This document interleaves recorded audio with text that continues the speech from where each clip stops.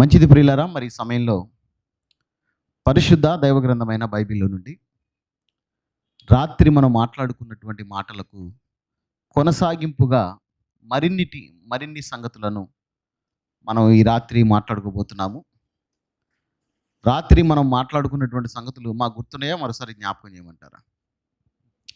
103వ కీర్తన నుండి మన ప్రయాణాన్ని కొనసాగించాం. మనము కీర్తనల గ్రంథంలో 103వ కీర్తనలో 1-2 వచనాల నుండి మన ప్రయాణం కొనసాగింది. ఒకసారి ఆ మాటలను జ్ఞాపకం చేసుకుందాం. నా ప్రాణమా యెహోవాను సన్నుతించుము, నా అంతరంగమందున్న సమస్తమా ఆయన పరిశుద్ధ నామమును సన్నుతించుము. నా ప్రాణమా యెహోవాను సన్నుతించుము, ఆయన చేసిన ఉపకారములలో దేనిని మరువకము. ఆయన చేసినటువంటి ఉపకారములలో దేనిని మరువకము. క్రీస్తునందు ప్రియులరా, మరి ఈ వచనాన్ని బట్టి ఎన్నో సంగతులను మనం మాట్లాడుకుని ఉన్నాము. దేవుని పిల్లలైనటువంటి మనమందరము కూడా మన జీవితాల్లో దేవుడు చేసినటువంటి మేలులను, ఉపకారములను ఎట్టి పరిస్థితుల్లోనూ మరిచిపోకుండా మనం బ్రతకాలి అన్నటువంటి సంగతులను రాత్రి మీతో మాట్లాడటం జరిగింది. మన ప్రాణం ఉన్నంత వరకు కూడా మన జీవితాల్లో మన దేవుడు చేసినటువంటి వాటిని మనం తలపోసుకుంటూ మరణం వరకు కూడా వాటిని మన జ్ఞాపకాలలో పదిలపరుచుకొని దేవుని కోసం ఒక ఉన్నతమైనటువంటి జీవితాన్ని ప్రభునందు ప్రియులారా మనం అందరం కూడా జీవించేవారిగా ఉండాలి. ఈ లోకంలో మన భక్తి జీవితం అనేది దేవుడు అనుకున్న విధంగా కొనసాగాలి అంటే ఖచ్చితంగా దేవుడు చేసినటువంటి మేలులను మనం మర్చిపోకూడదు. ఎప్పుడైతే దేవుడు చేసినటువంటి మేలులను మనం మర్చిపోతామో ఖచ్చితంగా భక్తిహీనత అనేది మన జీవితాల్లోనికి ప్రవేశిస్తుంది. దాని ద్వారా దేవుడు అనుకున్న విధంగా ఈ లోకంలో మనం బ్రతకలేకపోవటమే కాక చివరికి దేవుడు ఉన్నటువంటి లోకానికి వెళ్ళవలసినటువంటి మనము అపవాదికిని వాని దూతలకు సిద్ధపరిచినటువంటి నిత్యాగ్నికి వెళ్ళిపోయేటువంటి ప్రమాదం ఉందన్నటువంటి విషయాన్ని ఇక్కడ గమనించుకోవాలి. కాబట్టి మన ప్రయాణం అనేది, మన జీవితం అనేది జాగ్రత్తగా ఈ లోకంలో దేవుడు అనుకున్న విధంగా కొనసాగాలంటే మాత్రం మన జీవితాలలో ఆయన చేసినటువంటి మేలులను అడుగడుగున మనము జ్ఞాపకం చేసుకుంటూ ముందుకు మనం ప్రయాణం చేయవలసినటువంటి అవసరం ఉంది ప్రియులారా. లేకపోతే మాత్రం చాలా నష్టం జరుగుతుంది మన ఆత్మీయ స్థితికి. కాబట్టి దేవుడు మన జీవితాలలో చేసినటువంటి మేలులను, ఉపకారములను మనం ఒకవేళ ఆలోచించగలిగితే ఆయన మన జీవితాల్లో చేసినటువంటి మేలులలో, ఉపకారములలో ఒక గొప్ప మేలును, ఒక గొప్ప ఉపకారమును క్రీస్తునందు ప్రియులారా మరి రాత్రి నుండి మనం మాట్లాడుకుంటున్నాము. రాత్రి మనకు ఉన్నటువంటి సమయాన్ని బట్టి కొద్దిగా మనం ఆలోచించి ఈరోజు ఉదయం మాట్లాడాలనుకున్నాను వాస్తవానికి. అయితే రాత్రి వచ్చిన వారు చాలామంది ఉదయం కనపడలేదు నాకు. అందుకనే ఉదయాన్నే మాట్లాడవలసినటువంటి లేదా పగటి వేళ మాట్లాడవలసినటువంటి సంగతులను రాత్రి మరలా మాట్లాడతానని చెప్పి ఉదయం వేరే విషయాన్ని 2021వ సంవత్సరాన్ని ముగించుకుంటున్నటువంటి మనము మన స్థితిని ఎలా పరీక్షించుకోవాలో, దాన్ని ఎలా కాపాడుకోవాలో అన్నటువంటి అనేకమైనటువంటి సంగతులను పగటి వేళ మాట్లాడుకోవటం జరిగింది. మరలా ఈ రాత్రి ప్రభునందు ప్రియులారా జాగ్రత్తగా మన జీవితాల్లో దేవుడు చేసినటువంటి ఒక గొప్ప మేలు, మనం ఎన్నటికీ మరచిపోకూడనటువంటి ఒక గొప్ప మేలును గురించి రాత్రి మనం ఆలోచించగలిగితే ఒకసారి రోమీలకు రాసినటువంటి పత్రిక మరలా రండి. రోమా పత్రిక 5వ అధ్యాయము అపోస్తులుడైనటువంటి పౌలు గారు రోమాలో ఉన్నటువంటి సంఘానికి రాసినటువంటి పత్రిక 5వ అధ్యాయము ప్రియులరా. నేను రాత్రి చెప్పాను మీకు 1-11 వచనాలను రాసుకోండి. ఆ 1-11 వచనాలలో ఏముందో కూడా మీకు తెలియజేశాను. ఏముంది 1-11 వచనాలలో? యేసుక్రీస్తు వారి ద్వారా ఆయన యందు విశ్వాసం ఉంచడాన్ని బట్టి మనం నీతిమంతులుగా తీర్చబడ్డామని, అంత మాత్రమే కాదు దేవునితో సమాధాన స్థితిని పొందామని, నిరీక్షణ కలిగినటువంటి జీవితాన్ని ప్రారంభించామని, శ్రమలలో ఆనందించేటువంటి సామర్థ్యాన్ని పొందుకున్నామని, పరిశుద్ధాత్మను వరముగా అందుకున్నామని, అలాగే దేవుని ప్రేమను గురించినటువంటి జ్ఞానము మనము తెలుసుకోవటానికి అవకాశం దొరికిందని, ఇలాంటి అనేకమైనటువంటి సత్యాలను ఆ 1-11 వచనాలలో ఉన్నట్లుగా మనకు సమయం లేకపోవటాన్ని బట్టి వాటి గురించి మనం చాలా క్లుప్తంగా మనం మాట్లాడుకుని వెళ్ళిపోయాము. ఒక ముక్కలో చెప్పాలంటే యేసుక్రీస్తు వారి బలియాగాన్ని బట్టి, ఆయన సిలువ త్యాగాన్ని బట్టి అది మనకు లభించినటువంటి ధన్యత. అది మనకు ఇవ్వబడినటువంటి ఆ గొప్ప స్థితి అన్నటువంటి విషయాన్ని ప్రభునందు ప్రియులారా మనం గుర్తుపెట్టుకోవాలి. యేసుక్రీస్తు వారే మన కోసం ప్రాణం పెట్టకపోతే, ప్రభువే మన కొరకు తన అమూల్యమైనటువంటి రక్తాన్ని చిందించకపోతే మన పరిస్థితి దారుణంగా మారిపోయి ఉండేది అన్నటువంటి విషయాన్ని కూడా రాత్రి మనం మాట్లాడుకోవడం జరిగింది ప్రియులారా. ముఖ్యంగా దేవునికి శత్రువులుగా మనం బ్రతికాము. పాపములను బట్టి, అపరాధములను బట్టి దేవునితోనే వైర్యం తెచ్చుకొని దేవునికి శత్రువులుగా మనం బ్రతుకుతున్నప్పుడు, అలాంటి స్థితిలో ఉన్నటువంటి మనలను ప్రభువైన యేసుక్రీస్తు వారి బలియాగం ఏం చేసిందంటే దేవునితో సమాధానపరిచి ఆ పరలోకంలో ఉన్నటువంటి దేవుణ్ణి తండ్రి అని పిలవగలిగినటువంటి అవకాశాన్ని, హక్కును కలుగు చేసిందన్నటువంటి సంగతులను క్రీస్తునందు ప్రియులారా రాత్రి మనం మాట్లాడుకోవటం జరిగింది. మరి మనం మాట్లాడుకోబోతున్నటువంటి సంగతులకు ముఖ్యమైనటువంటి వచనాలుగా మరి రోమాపత్రికలోనే ఒక 2 వచనాలను నేను మీకు చూపించడం జరిగింది. మరొకసారి ఆ వచనాలను మనం చదువుకున్నాము. రోమీయులకు రాసినటువంటి పత్రిక 5వ అధ్యాయము 6-7 వచనాలను చూద్దాం ప్రియులరా. రోమీయులకు రాసినటువంటి పత్రిక 5వ అధ్యాయము 6-7 వచనాలను చూడగలిగితే, ఏలయనగా మనం ఇంకా బలహీనులమై ఉండగా క్రీస్తు యుక్తకాలమున ఎవరి కోసం చనిపోయాడమ్మా? మీరు మర్చిపోతే ఎలా? మీరు ఎంతలోనే అది విషయం. 24 గంటలు కూడా గడవలేదు. 24 గంటలు కూడా గడవకపోయేసరికి ఏమంటున్నారు మళ్ళా? భక్తిహీనుల కొరకు చనిపోయాడంట. అంటే ఎవరి కోసమే చనిపోయాడు అన్నట్టు ఉంది మన ఫీలింగ్. అర్థమవుతుందండి? భక్తిహీనుల కొరకు అంటే మన కొరకు ఆయన యుక్తకాలం ముందున చనిపోయాడు. తర్వాత 7వ వచనం, నీతిమంతుని కొరకు సహితము ఒకడు చనిపోవుట అరుదు, మంచివాని కొరకు ఎవడైనను ఒకవేళ చనిపోవ తెగింపవచ్చును. అయితే దేవుడు ఎన్నో వచ్చిన చదువుతున్నామా? 8వ వచనం, మనం ఎడల తన ప్రేమను వెళ్ళబడుచుచున్నాడు. ఎట్లనగా మనం ఇంకను పాపులము ఉండగానే క్రీస్తు కొరకు మన కొరకు చనిపోయాను. చాలు. ప్రభునందు ప్రియమైన దేవుని పిల్లలారా, జాగ్రత్తగా మనం ఆలోచిస్తే, నీతిమంతుని కొరకు సైతము ఒకడు చనిపోవ తెగింపవచ్చును, మంచివాని కొరకు ఎవరైనా చనిపోవడానికి ముందుకు రావచ్చు. అయితే బైబిల్ గ్రంథాన్ని మనం ఆలోచిస్తున్నప్పుడు ఇలాంటి సందర్భాలు బైబిల్లో మనకి ఏమైనా కనిపిస్తాయా? ఒక మంచివాని కొరకు ఎవరైనా చనిపోవటానికి ముందుకు వచ్చినటువంటి సందర్భాలు ఉన్నాయా అని మనం ఆలోచిస్తే ఉన్నాయని, వాటిని గురించి ఈరోజు మనం మాట్లాడుకుందామని నేను రాత్రి తెలియజేశాను. అవును, బైబిల్ మనం జాగ్రత్తగా ఆలోచిస్తున్నప్పుడు పాత నిబంధనలో మంచివాడైనటువంటి ఒక వ్యక్తి కొరకు, నీతిమంతుడైనటువంటి వ్యక్తి కొరకు తమ ప్రాణాలను ఇవ్వటానికి సిద్ధపడినటువంటి వ్యక్తులు మనకు కనిపిస్తారు.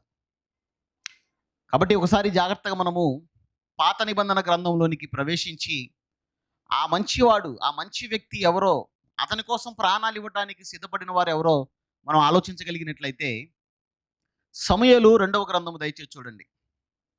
సమూయేలు 2వ గ్రంథము దయచేసి అందరూ చూడండి ప్రియులరా.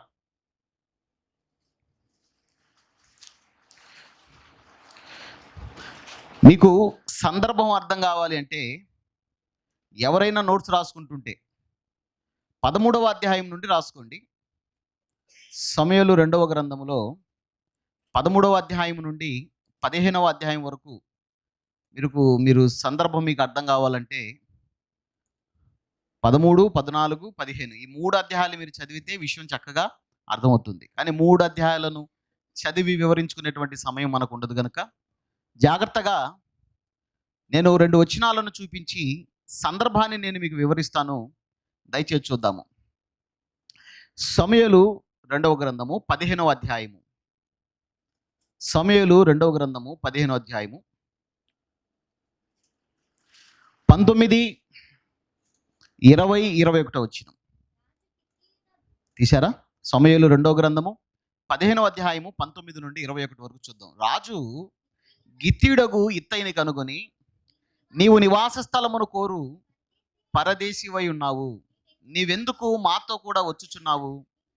నీవు తిరిగిపోయి రాజున్న స్థలములో ఉండుము. నిన్ననే వచ్చిన నీకు ఎక్కడికి పోదుమో తెలియకనే మాతో కూడా ఈ తిరుగులాట ఎందుకు?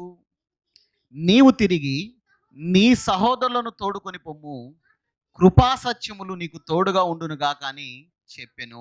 క్రీస్తునందు ప్రియులారా, జాగ్రత్తగా ఈ 2 వచనాలు ఆలోచిద్దాం. తర్వాత మిగిలిన 21 వచనాన్ని కూడా మనం మాట్లాడుకుందాం. ఈ సందర్భాన్ని జాగ్రత్తగా మనం ఆలోచిస్తున్నప్పుడు రాజైనటువంటి దావీదు గారు ఇక్కడ మనకు కనిపిస్తున్నారు. రాజైనటువంటి దావీదు గారు, ఈయనకు ఉన్నటువంటి పేరు మనందరికీ తెలుసు, దేవునికి ఇష్టానుసారుడైనటువంటి మనుష్యుడు. ఎందుకంటే ఒక గొప్ప జీవన విధానం దేవుని కోసం బ్రతికినవాడు. అలాంటి భక్తుడైనటువంటి దావీదు గారి జీవితంలో మరి కష్ట నష్టాలు అనేవి లేకపోలేదు అన్నటువంటి విషయాన్ని గమనించుకోవాలి. ఆయన రాజుగా ఉన్నప్పుడే ఎంతో వ్యతిరేకత అనేది తన కుటుంబంలో నుంచి ఆయనకు ఎదురు కావటం అనేది ఇక్కడ మనం ఆలోచించదగిన విషయం. జాగ్రత్తగా మనం గమనించగలిగితే ఈ సందర్భాన్ని నేను 13వ అధ్యాయం నుండి మిమ్మల్ని చూడమని చెప్పాను. నేను 13వ అధ్యాయం నుండి ఈ సందర్భాన్ని మనం జాగ్రత్తగా ఆలోచిస్తున్నప్పుడు దావీదు కుమారులలో అమ్నోన్ అన్నటువంటి ఆ కుమారుడు ఎవరైతే ఉన్నారో, ఈ అమ్నోను ఒక భయంకరమైనటువంటి ఆలోచన. సర్వసాధారణంగా అన్యులలో కూడా అలాంటి ఆలోచన ఉండదేమో. అలాంటి భయంకరమైనటువంటి ఆలోచనను మరి దావీదు గారి కుమారుడైనటువంటి అమ్నోను చేయటం జరిగింది. తన సహోదరి అయినటువంటి తామారును అతను మోహించి భయంకరంగా ఆమెను అవమానపరిచాడు. ఆమెను అత్యాచారం చేసి, మనందరికీ తెలుసు ఈ సందర్భం. ఆ తర్వాత జరిగినటువంటి పరిస్థితులను క్రీస్తునందు ప్రియులారా మనం ఆలోచిస్తే, తామారు యొక్క సహోదరుడైనటువంటి అబ్షాలోము జరిగినటువంటి సంఘటనను మనసులో దాచుకొని అమ్నోను మీద పగబట్టాడు. అవకాశం దొరికినప్పుడు అమ్నోనును చంపించాడు అన్నటువంటి విషయం తెలుసు. మీ అందరికీ తెలిసిన సందర్భాలే కనుక నేను అలా చెప్పుకుంటూ వెళ్తున్నాను. ఒకవేళ మీరు ఇంటికి వెళ్ళిన తర్వాత ఇంకా దాంట్లో ఉన్నటువంటి సంగతులు మీకు అర్థం కావాలంటే 13, 14, 15 ఈ 3 అధ్యాయాలు చదవండి దయచేసి. మనం జాగ్రత్తగా ఆలోచిస్తే అబ్షాలోమును చంపినటువంటి అమ్నోనును చంపినటువంటి అబ్షాలోము పారిపోవటం జరిగింది. పారిపోయినటువంటి ఆ వ్యక్తి తర్వాత ఎలాగోలాగు రాజైనటువంటి దావీదు గారి దగ్గరికి చేరి, రాజైనటువంటి దావీదు గారి దగ్గరికి చేరినటువంటి అబ్షాలోము ఏమైనా బుద్ధి మార్చుకున్నాడని మనం ఆలోచిస్తే, తండ్రి సింహాసనానికే ఎసురు పెట్టినటువంటి కుమారుడిగా అబ్షాలోమును మనం చూస్తాము. తండ్రి సింహాసనానికి ఎసురు పెట్టాడు. తనకంటూ ఒక పరివారాన్ని సమకూర్చుకుంటూ తండ్రి మీద తిరుగుబాటు చేయటం ప్రారంభించాడు అబ్షాలోము. సందర్భాన్ని మీకు చెప్తున్నాను. అలాంటి పరిస్థితులలో అబ్షాలోము తిరుగుబాటు చేశాడన్నటువంటి సమాచారము దావీదు గారికి అందిన వెంటనే ప్రాణహాని జరగకూడదన్నటువంటి ఆలోచనతో దావీదు గారు తనతో పాటు కొంతమంది పరివారాన్ని తీసుకొని దావీదు గారు అరణ్యములోనికి వెళ్ళిపోవటం అనేది మనం చూస్తాము.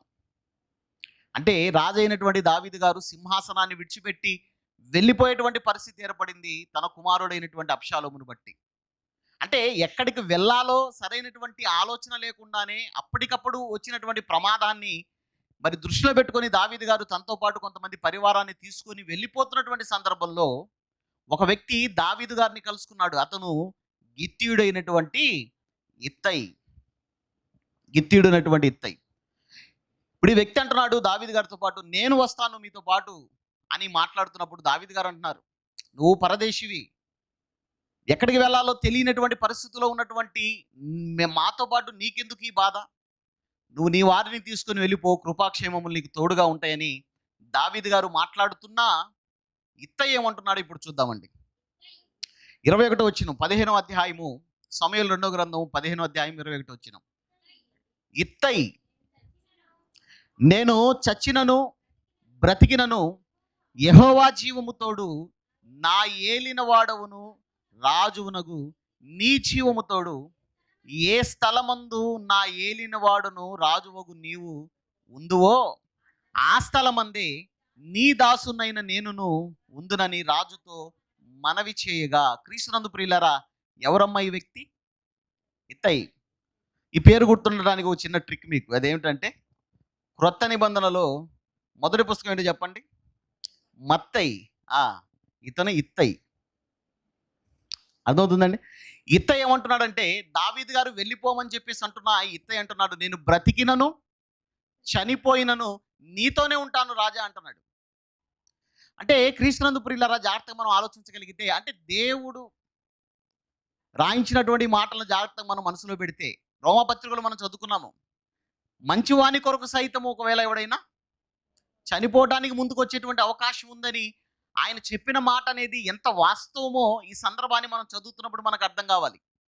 ఇత్తయి అంటున్నాడు దావీదు గారితో, నేను చనిపోయినా బ్రతికినా కూడా నీతోనే ఉంటానయ్యా అంటున్నాడు.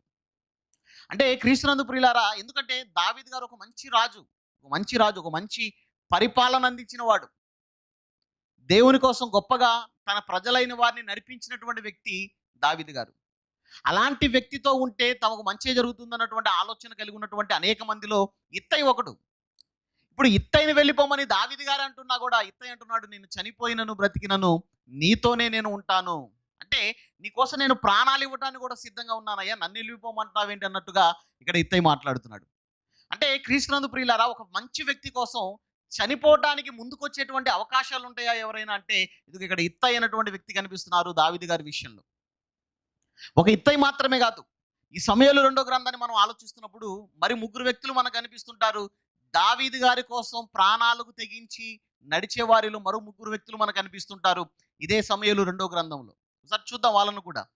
సమయంలో 2వ గ్రంథము 23వ అధ్యాయము దయచేసి చూడండి ప్రియులారా. సమయంలో 2వ గ్రంథము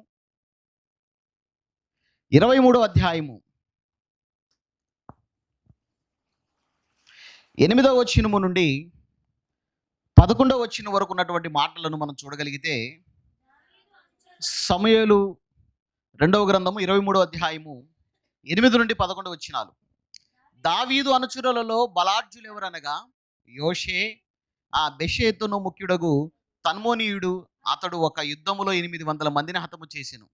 ఇతని తర్వాతి వాడు అహోయుడైన దోదో కుమారుడైన ఎలియాజరు. ఇతడు దావీదు 3 బలాఢ్యులలో ఒకడు. తర్వాత మీరు 11వ వచనం చదివండి అమ్మా, 11వ వచనం చదివండి. ఇతని తర్వాత వారెవరనగా హరారీయుడగు అగే కుమారుడైన షమ్మా. చాలమ్మా, ఇక్కడ 3 వ్యక్తులు మనకు కనిపిస్తున్నారు ఈ సందర్భంలో.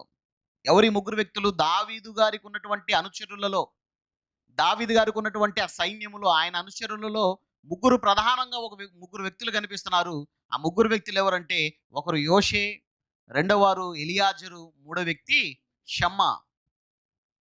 ఈ 3 వ్యక్తులు ఈ సందర్భాన్ని జాగ్రత్తగా మనం ఆలోచిస్తున్నప్పుడు తమ ప్రాణాలకు తెగించి దావీదు గారు కోరినటువంటి ఒక కోరికను నెరవేర్చడానికి ముందుకు వెళ్ళినటువంటి సందర్భాన్ని మనం చూస్తాం. ఆ తర్వాత మాటలు చూస్తే జాగ్రత్త మనం గమనించగలిగినట్లయితే ఒక్కసారి 15వ వచనం నుండి చూద్దాం. దావీదు గారు కోరుతున్నారు, ఏమని కోరుతున్నాడంటే, ఆయన బెత్లెహేము గవని దగ్గరనున్న బావి నీళ్లు ఎవడైనా నాకు తెచ్చి ఇచ్చినడలా ఎంతో సంతోషించదనని అధికారితో పలకగా ఆ 3 బలాఢ్యులు.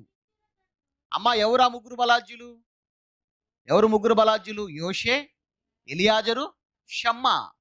ఆ 3ని గుర్తుపెట్టుకోండి మీరు. ఇప్పుడు ఈ 3 బలాఢ్యులు ఏమంటున్నారు? దావీదు గారు కోరినటువంటి కోరిక ఏమిటి? బెత్లెహేము గవిని దగ్గర ఉన్నటువంటి బావి నీళ్లు తాగాలని దావీదు గారు కోరారు.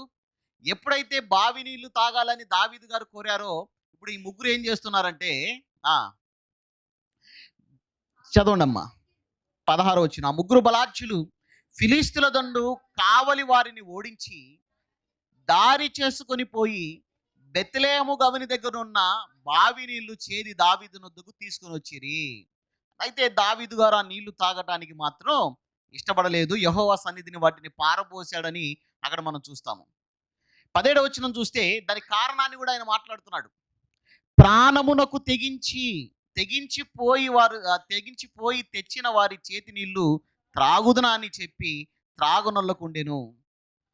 క్రీస్తునందు ప్రియమైన దేవుని పిల్లలారా, జాగ్రత్తగా మనం ఆలోచిస్తే బెత్లెహేము గవిని దగ్గర ఉన్నటువంటి బావి నీళ్లు తాగాలని దావీదు గారు కోరుకున్నప్పుడు వీళ్ళు ఏం చేశారంట? ఫిలిష్తీయుల దండును ఓడించుకుంటూ వెళ్ళిపోయి, దారి చేసుకుంటూ వెళ్ళిపోయి దావీదు గారి కోరికను నెరవేర్చడానికి ఏం పనంగా పెట్టారు?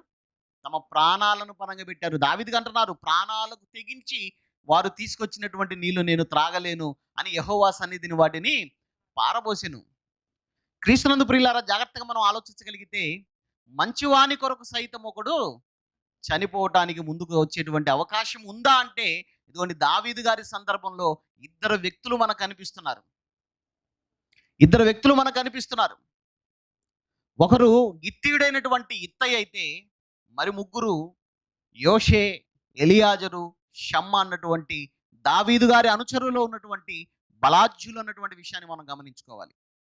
ప్రభునందు ప్రియులారా, జాగ్రత్తగా మనం ఆలోచిస్తే ఈ సందర్భాలను దృష్టిలో పెట్టుకొని ఇప్పుడు కొన్ని సంగతులను మనం మాట్లాడుకున్నాం.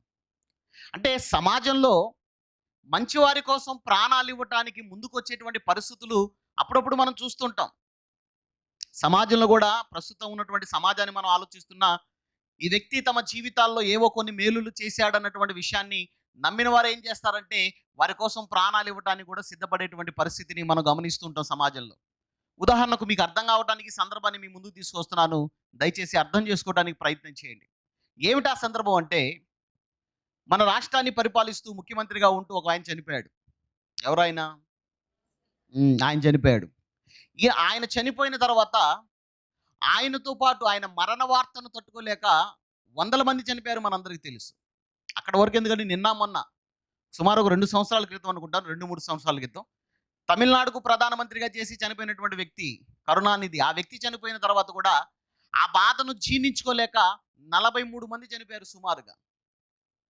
అంటే ఒక వ్యక్తి చనిపోయాడన్నటువంటి వార్త వింటే ఆ వ్యక్తి తమకు మంచి చేశాడన్నటువంటి ఆ కృతజ్ఞతను బట్టి ఏం జరుగుతుందంటే క్రీస్తునందు ప్రియులారా, తమ ప్రాణాలను సైతము వదిలిపెడుతున్నటువంటి విషయాలను సంగతులను ఈరోజు సమాజంలో మనం చూస్తున్నాం. ఏం చేశారు వీళ్ళు సమాజానికి? అమ్మ ఏం చేశారు సమాజానికంటే రూపాయి కేజీ బియ్యం ఇచ్చారు. అవునంటారు కదంటారా? రూపాయి కేజీ బియ్యం ఇచ్చారు. ఇంకేమి ఇచ్చారు? ఏవో కొన్ని మంచి కార్యక్రమాలు చేశారు, కాదనట్లేదు. మంచి కార్యక్రమాలు చేశావు అంటే ఇగో చేసినటువంటి మంచి కార్యక్రమాలను బట్టి, అంటే ఆ మంచి వారి కోసం ప్రాణాలు ఇవ్వటానికి కూడా తెగించేటువంటి పరిస్థితులను క్రీస్తునందు ప్రియులారా ఈరోజు మనం సమాజంలో చూస్తున్నాము. బైబిల్లో మాత్రమే కాదు, సమాజంలో కూడా అలాంటి సంఘటనలు మనకు ఎదురవుతున్నాయి. జాగ్రత్తగా మనం ఆలోచించాలి. ఇది మనకు అర్థమైతే క్రీస్తునందు ప్రియులారా, ప్రపంచంలో మంచివారి కొరకు చనిపోవడానికి సిద్ధపడేవారు ఖచ్చితంగా మనకు ఎక్కడో చోట కనపడేటువంటి అవకాశం ఉంది. ప్రాణాలు కోల్పోవడానికి సిద్ధపడేవారు, ప్రాణాలు కోల్పోయిన వారు మనకు కనిపిస్తూనే ఉన్నారు.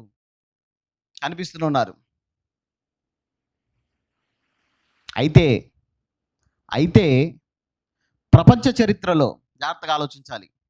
ప్రపంచ చరిత్రలో మొట్టమొదటి మనుషుడైనటువంటి ఆదాము మొదలుకొని ఇప్పటి వరకు, లేక లోకం ఉన్నంత వరకు జాగ్రత్తగా ఒక విషయాన్ని మనం ఆలోచిస్తే, మంచివారి కొరకు ప్రాణాలు ఇవ్వటానికి ప్రాణాలు ఇచ్చినటువంటి పరిస్థితులు మనం చూస్తున్నామేమో కానీ, ఆదాము గారి మొదలుకొని లోకం ఉన్నంత వరకు కూడా పాపి కోసం ప్రాణం పెట్టడానికి వచ్చిన వారు ఎవరైనా ఉన్నారా అని మనం ఆలోచిస్తే క్రీస్తునందు ప్రియులారా, ఎవ్వరు మనకు కనిపించరు, ఒకే ఒక్కరు తప్ప. ఒకే ఒక్కరు తప్ప ఎవ్వరు మనకు కనిపించరు. ఎవరా ఒక్కరంటే ఆయనే మన ప్రభు అయిన యేసుక్రీస్తు వారు. ఒకసారి మరలా రండి రోమపత్రికకు. రోమిలకు రాసినటువంటి పత్రిక 5వ అధ్యాయం 6, 7, 8 వచనాలను మరలా ఒకసారి చూద్దామండి. రోమపత్రిక 5వ అధ్యాయము 6, 7, 8 వచనాలను జాగ్రత్తగా చూడగలిగినట్లయితే ప్రియులారా, ఏలయనగా మనం ఇంకా బలహీనులమై ఉండగా క్రీస్తు యుక్త కాలమున భక్తిహీనుల కొరకు చనిపోయిను, నీతిమంతుని కొరకు సహితము ఒకడు చనిపోవట అరుదుగా జరుగుతుంది, మంచివాని కొరకు ఎవరైనా ఒకవేళ తెగింపవచ్చును. తెగించే వాళ్ళు ఉన్నారమ్మా, చూసారా? ఎవరు వాళ్ళు? ఇప్పుడే కదండి వినింది. ఇత్తయి, షమ్మా, ఎలియాజరు, యోషే. అయితే ఇప్పుడు 8వ వచనం. అయితే దేవుడు మన ఎడల తన ప్రేమను వెల్లడిపరుచుచున్నాడు. ఎట్లనగా, మనం ఇంకా పాపులమై ఉండగానే క్రీస్తు మన కొరకు చనిపోయెను. మా యేసుక్రీస్తు వారు చనిపోయింది ఎవరి కోసం అంట? యేసుక్రీస్తు వారు చనిపోయింది ఎవరి కోసం అంట? యేసుక్రీస్తు వారు చనిపోయింది ఎవరి కోసం? యేసుక్రీస్తు వారు చనిపోయింది ఎవరి కోసం? ఆన్సర్ రావాలి. అక్కడ ఏముందో చదవాలి మీరు. అర్థమవుతుందండి? పాపుల కోసం చనిపోయాడు. ఇంతకీ ఎవరా పాపులు? మనమే అని చెప్పేసి మమ్మల్ని కలపమాకండి. ఎవరికి వాళ్ళు మాట్లాడుకోండి. అంటే నేను పాపిని కాదంటే కాదనట్లేదు. మనమందరం అన్నామంటే అది లెక్క వేరుగా ఉంటుంది. ఎవరికి వారు ఏమనుకోవాలి వ్యక్తిగతంగా? ఎవరికి వాళ్ళు వ్యక్తిగతంగా ఏమనుకోవాలంటే నేను. బైబిల్లో ఒక మాట ఉంటుంది, మీ అందరికీ సందర్భం వచ్చింది కాబట్టి చెప్తున్నాను. హృదయము అన్నిటికంటే మోసకరమైనది, అది బహుభయంకరమైన వ్యాధి గలది. తెలుసు కదా, వచనం తెలుసు కదా, అందుకు చూపించలేదు. హృదయము మోసకరమైనది, బహుభయంకరమైనటువంటి వ్యాధి కలిగింది. ఎవరి హృదయం? అదిగో మన అనమాకండి మళ్ళీ మీరు. మీరు ఏమనాలంటే నా. నా మన అంటే మళ్ళీ తేడా జరుగుతుంది. ఎలాగైపోతుందంటే గుంపులో అయిపోతుంది అది అంతే. నేను రాత్రి కూడా అందుకు అన్నిసార్లు చదివిచ్చాను. భక్తిహీనులు అనేసరికి ఏమనుకుంటాం మనం? ఓహో, భక్తిహీనులు అంటే మనం భక్తి పరులం అన్నటువంటి ఆలోచనతో మనం ఉంటాం. అర్థమవుతుందండి? పాపులు అనేసరికి ఇంకా ప్రభు దగ్గరికి రానివారు అనుకుంటాం. మనం కూడా పాపులమే. పాపులమైన మన కొరకు ప్రభు ప్రాణం పెట్టాడు గనకనే క్రీస్తునందు ప్రియులారా ఇగో ఈ రోజు ఈ ధన్యతను మనం పొందుకొని ఉన్నాము. దేవుని సన్నిధికి వచ్చి ఆయన సన్నిధిలో మోకరించి ప్రార్థన చేస్తూ ఆరాధిస్తూ ఏమండి వాక్యం వింటూ చక్కగా మన జీవితాలు దేవునితో అనుసంధానం కలిగి క్రీస్తునందు ప్రియులారా ముందుకు వెళ్తుందంటే దీనికి కారణం ఏమిటంటే యేసుక్రీస్తు వారి బలియాగం అన్నటువంటి విషయాన్ని మర్చిపోకండి. కాబట్టి ఎవరి కొరకు జరిగింది యేసుక్రీస్తు వారి బలియాగము? ఎవరి కోసం ఆయన ప్రాణం పెట్టాడంటే పాపినైన నా కోసము అన్నటువంటి ఆలోచన ప్రతి ఒక్కరు కూడా కలిగి ఉండాలి. పాపినైన నా కోసం నా ప్రభు ప్రాణం పెట్టాడు. క్రీస్తునందు ప్రియులారా జాగ్రత్తగా ఆలోచించండి. ప్రపంచ చరిత్ర మరలా మన జాగ్రత్తగా ఆలోచిస్తే మంచి వారి కొరకు, నీతిమంతుల కొరకు ప్రాణాలు ఇవ్వటానికి ఉన్నవారు ఉన్నారేమో కానివ్వండి, పాపులైనటువంటి మనుషుల కొరకు ప్రాణం పెట్టిన వాడు ప్రపంచ చరిత్రలో ఒకే ఒక్కడున్నాడు. ఎప్పటికీ ఆయనే ఉంటాడు. ఆయనే ప్రభు అయిన యేసుక్రీస్తు. ఎవరమ్మా పాపుల కోసం ప్రాణం పెట్టేది? ఒక వ్యక్తి మంచోడు కాదంటేనే అట్లా మాట్లాడటానికి ఇష్టపడం మనం. ఏమంటారు చెప్పండి? ఒక వ్యక్తి ఇతను మంచివాడు కాదండి, ఇతను ఉద్దేశాలు మంచివి కాదు, ఇతని ఆలోచనలు మంచివి కావంటేనే అతనితో మాట్లాడడానికి 100 సార్లు ఆలోచిస్తాం. అతనితో సహవాసమే చేయము. అతను వస్తుంటే దూరంగా వెళ్ళిపోయేటువంటి పరిస్థితి మనది. అలాంటిది ఒక వ్యక్తి తన పాపాన్ని బట్టి చచ్చినటువంటి స్థితిలో ఉన్నప్పుడు కూడా ప్రాణం పెట్టినటువంటి ఘనత అనేది ఎవరికి దక్కిందంటే ప్రభువైన యేసుక్రీస్తు వారికి దక్కిందన్నటువంటి విషయాన్ని ఈ సమయంలో మనం అందరూ కూడా ఖచ్చితంగా ఆలోచించాలి. ఎలాంటి పరిస్థితిలో ఉన్నప్పుడమ్మా? ఎలాంటి పరిస్థితిలో ఉన్నప్పుడు? పాపములను బట్టి మన పరిస్థితి ఏమిటి? పాపములను బట్టి మన పరిస్థితి ఏమిటంటే రోమపత్రికలో ఉన్నారు కదా, ఒకసారి 6వ అధ్యాయం చూడండి. రోమపత్రికలో ఉన్నారు కాబట్టి ఒక్కసారి 6వ అధ్యాయంలో క్రీస్తునందు ప్రియులారా పాపమును బట్టి మన పరిస్థితి ఏంటో చెప్తున్నాడు. ఒకసారి జాగ్రత్త చూడగలిగితే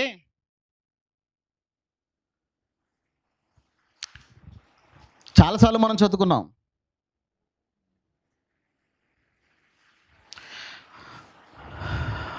19వ వచనం, 6వ అధ్యాయం 19వ వచనం. రోమపత్రిక 6వ అధ్యాయము 19వ వచనాన్ని చూస్తే మీ శరీర బలహీనతను బట్టి మనుష్య రీతిగా మాట్లాడుచున్నాను. ఏమనగా అక్రమము చేయుటకై అపవిత్రతకును అక్రమమునకును మీ అవయములను దాసులుగా ఎలాగూ అప్పగించితిరో. ఏం చేసామంట మనం? ప్రభు దగ్గరకు రాకమునుపు బాప్తిస్మము ద్వారా పాపాలు కొడుకొని ఈరోజు పరిశుద్ధులుగా, క్రైస్తవులుగా, లేక నీతిమంతులుగా, లేకపోతే విశ్వాసులుగా ఈరోజు మనం చలామణి అవుతున్నాం. కానీ యేసుక్రీస్తు వారి దగ్గరకు రాకమునుపు ఏమిటి మన పరిస్థితి? అంటే క్రీస్తునందు ప్రియులారా మన అవయములను, దేవుడిచ్చినటువంటి దేహాన్ని దేనికి అప్పగించుకున్నామంటే అపవిత్రతకును అక్రమమునకును మన అవయములను అప్పగించేసి ఎలా మారిపోయామంటే పాపానికి దాసులుగా మారిపోయినటువంటి పరిస్థితి మనదందరిది కూడా క్రీస్తునందు ప్రియులారా. అలాంటి పరిస్థితిలో ఉన్నటువంటి మనలను యేసుక్రీస్తు వారి బలియాగం ఏం చేసింది? 18వ వచనంలో చెప్పాడు ఆ మాట. 18వ వచనంలో ఉంటుంది చూడండి ఒకసారి. పాపము నుండి విమోచింపబడి నీతికి దాసులైతిరి, ఇందుకు దేవునికి స్తోత్రము. ఆమేన్. క్రీస్తునందు ప్రియులారా జాగ్రత్తగా ఆలోచించాలి. మన ఎడల దేవుడు వెల్లడి పరిచినటువంటి ప్రేమ చెప్పసఖ్యము కానిది. చెప్పసఖ్యము కానిది. యేసుక్రీస్తు వారు మన కోసం ప్రాణం పెట్టాడంటే క్రీస్తునందు ప్రియులారా మనం మంచి వాళ్ళము కాదన్నటువంటి విషయాన్ని గుర్తుపెట్టుకోవాలి. ఎందుకంటే ఆయన పాపుల కోసమే ఈ లోకానికి వచ్చాడు. నేను పాపులను పిలవ వచ్చి తిని కానీ నీతిమంతులను పిలవ నేను రాలేదు. వైద్యుడు ఎవరికి అవసరం? రోగులకు అవసరం. ఇప్పుడు యేసుక్రీస్తు ఏ రోగులకు ఏ రోగుల కోసం ఈ లోకానికి వచ్చాడు, ఏ రోగుల కోసం ప్రాణం పెట్టాడంటే పాపం అనేటువంటి రోగంతో బాధపడుచున్న వారి కొరకు ఈ లోకానికి వచ్చి ఆయన ప్రాణం పెట్టాడు క్రీస్తునందు ప్రియులారా.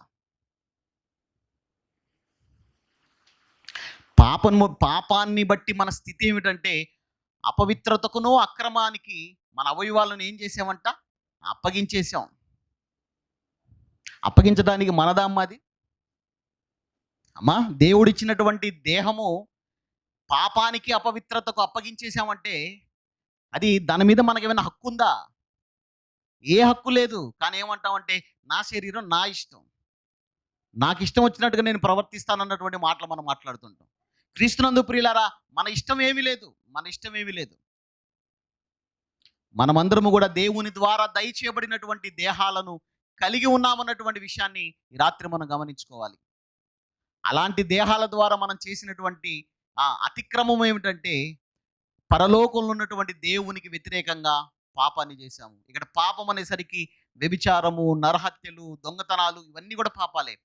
వీటితో పాటు పాపము కాదు అని మనం ఆలోచించేటువంటి భయంకరమైనటువంటి పాపం ఏమిటంటే భూమి మీద దేవుడిచ్చినటువంటి జీవిత కాలంలో ఆయన కోసం ఆలోచిస్తూ ఆయన కోసం బ్రతకకపోవటం కూడా క్రీస్తునందు ప్రియులారా పాపమే అన్నటువంటి విషయాన్ని రాత్రి మనం గమనించుకోవాలి. అర్థమవుతుందంటే మరొకసారి, పాపం అనేసరికి నరహత్య, దొంగతనాలు, వ్యభిచారము ఇవన్నీ పాపాలు కాబట్టి ఇవి నేను చేయట్లేదు కాబట్టి నేను పాపిని కాదేమో అన్నటువంటి ఆలోచనతో ఒకవేళ మనం ఆలోచిస్తున్నామేమో కానీ క్రీస్తునందు ప్రియులారా అవన్నీ పాపాలే. మనం పాపము కాదనుకునేటువంటి భయంకరమైనటువంటి పాపం ఏమిటంటే మన జీవితాల్లో దేవుని చిత్తానికి చోటు ఇవ్వకుండా మనకిష్టం వచ్చినట్లుగా మనం బ్రతకటం అనేది పాపం అన్నటువంటి విషయాన్ని గుర్తుపెట్టుకోండి.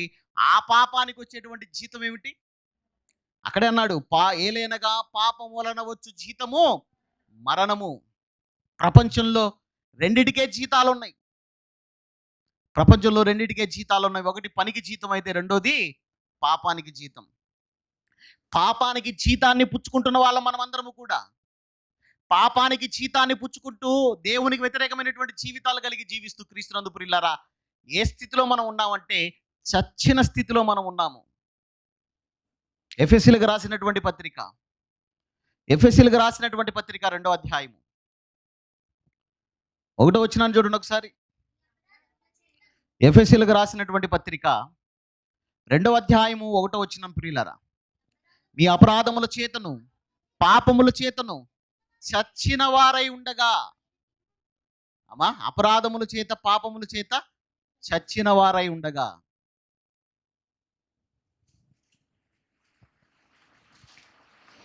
పాపముల ద్వారా, అపరాధముల ద్వారా ఏమిటి మన పరిస్థితి? చచ్చిపోయినటువంటి పరిస్థితి. జీవించుచున్నామన్నటువంటి పేరుంది కానీ దేవుని దృష్టికి ఎలా మనం కనిపిస్తున్నామంటే మృతులుగా కనిపిస్తున్నటువంటి స్థితి మనది.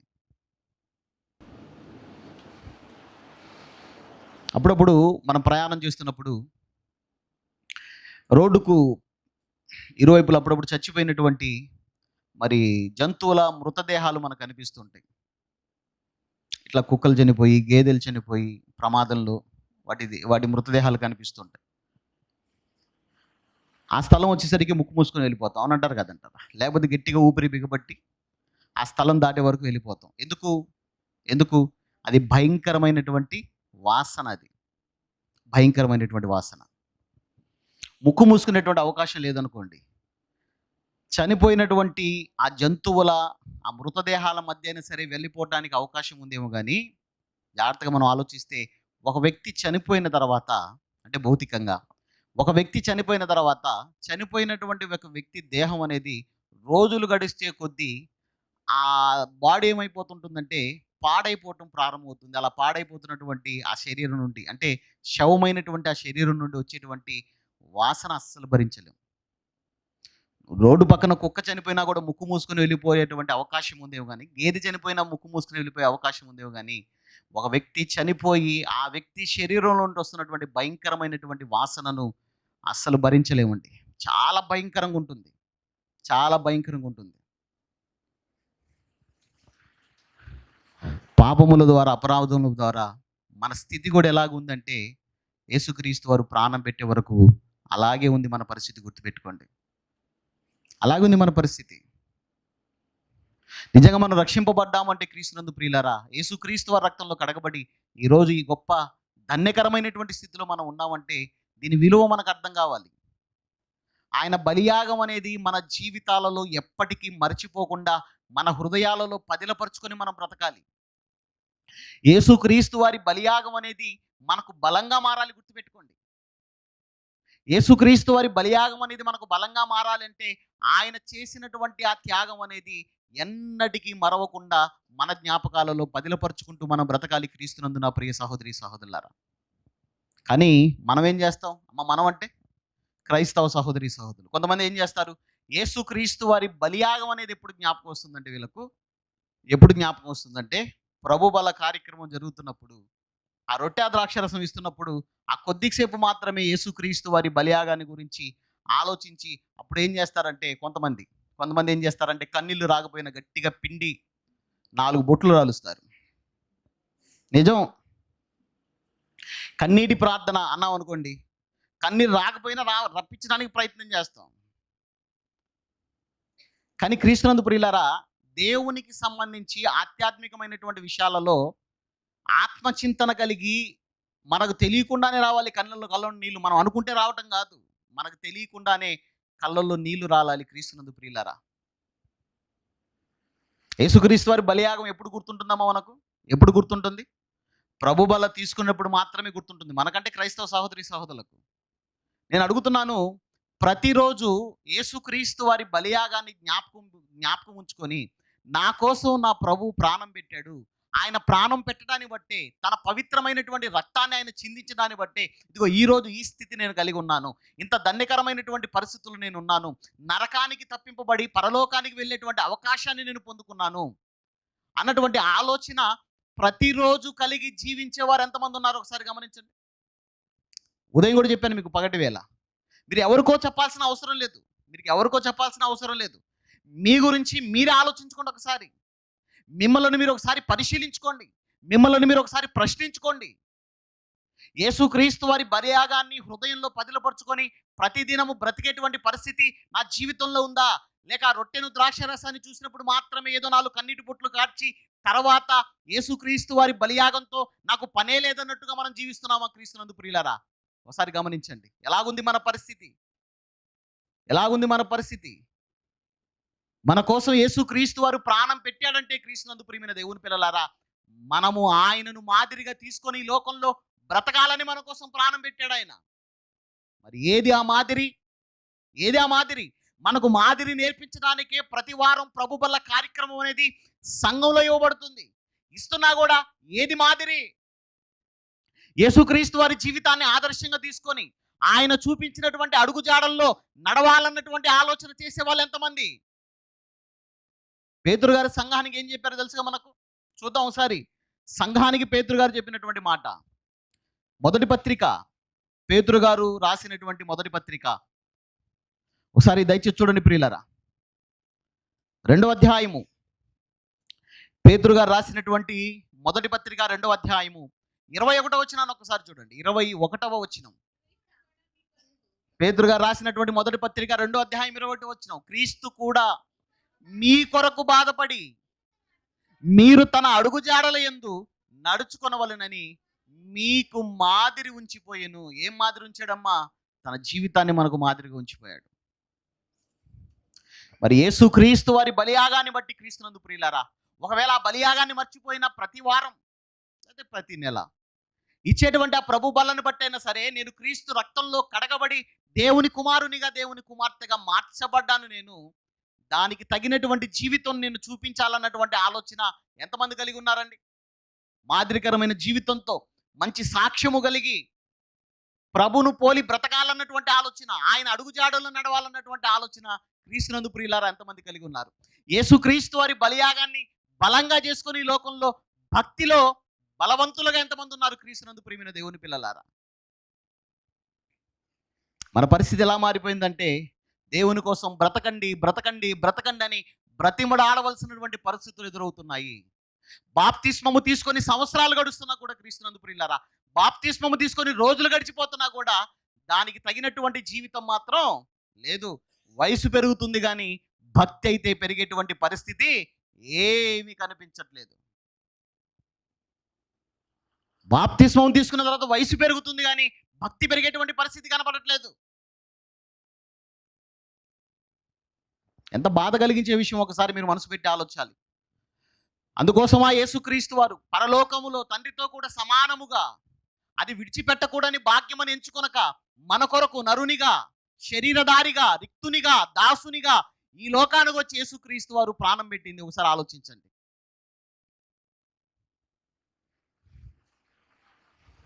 ఎలాగుంది మన జీవన విధానం? ఎలా ఉంది మన జీవన విధానం? క్రైస్తవుడు అంటే ఎలాగోలా బ్రతికేసేవాడు కాదు. అర్థమవుతుందండి? క్రైస్తవులు అంటే ఎలాగోలా బ్రతికేసేవారు కాదు. ఆదివారం రోజు మాత్రం భక్తి చేసి మిగతా రోజుల్లో దేవునితో సంబంధం లేదు, నేనెవరో దేవుడు ఎవరు అన్నట్టుగా జీవించేవాళ్ళు కాదు. దేవునితో మన సంబంధం అనేది, మన అనుబంధం అనేది, దేవునితో మన అన్యోన్య సహవాసం అనేది ఎలా ఉండాలంటే చాలా బలంగా ఉండాలి. క్రీస్తునందు ప్రియులారా, చాలా బలంగా ఉండాలి. కానీ కొంతమంది భక్తి జీవితాలు ఎలా ఉన్నాయంటే దేవునితో ఆ అనుబంధం, ఆ సహవాసం అనేది ఎలా ఉంటుందంటే నీళ్లు పోసినటువంటి ఇసుక మాదిరిగా ఉంటుందన్నమాట. మన ఇసుకలో నీళ్లు పోస్తే ఏమవుతుందో చెప్పండి? ఇసుకలో నీళ్లు పోస్తే ఏమవుతుంది? కలుస్తాయా? మళ్ళా మీరు వడగడితే నీళ్లకు నీళ్లు, ఇసుకకు ఇసుక వచ్చేస్తుంది. ఎలా ఉండాలి మన బంధం అనేది దేవునితో అంటే పంచదారలో నీళ్లు కలిపి చూడండి ఒకసారి. కలిస్తే ఇంకా విడదీసేటిది ఏమి ఉండదు. ఇంకా మీరు మరగబెట్టినా కూడా గట్టిపడిద్దే కానీ దేనికి అది వేరయ్యేటువంటి పరిస్థితి అయితే కనిపించదు అన్నటువంటి విషయాన్ని రాత్రి ప్రతి ఒక్కరు ఆలోచించాలి. అలాగుందా మన పరిస్థితి? ఒకసారి గమనించండి, గుర్తుపెట్టుకోండి. చాలా చిన్న చిన్న విషయాలే మనల్ని పరలోకానికి వెళ్లకుండా అడ్డుపడతాయి అన్నటువంటి సంగతిని మీరు గుర్తుపెట్టుకోవాలి. చాలా చిన్న చిన్న విషయాలు. ఏముందండి, ఇది ఇది ఇది పాపమా? ఈ చిన్న విషయానికి దేవుడు నన్ను పరలోకానికి వెళ్లకుండా అడ్డుకుంటాడా అన్నటువంటి ఆ ఆలోచన దయచేసి ఎవరు చేయమాకండి. చిన్నదే చిన్నదే చిన్నదే అని చెప్పేసి చిన్న చిన్నవే ఏమైపోతాయంటే ఒక రోజు మనల్ని పరలోకానికి వెళ్లకుండా అవే ఆటంకాలుగా మారిపోతాయి. క్రీస్తునందు ప్రియులారా, కాబట్టి ఎలాగుంది మన పరిస్థితి?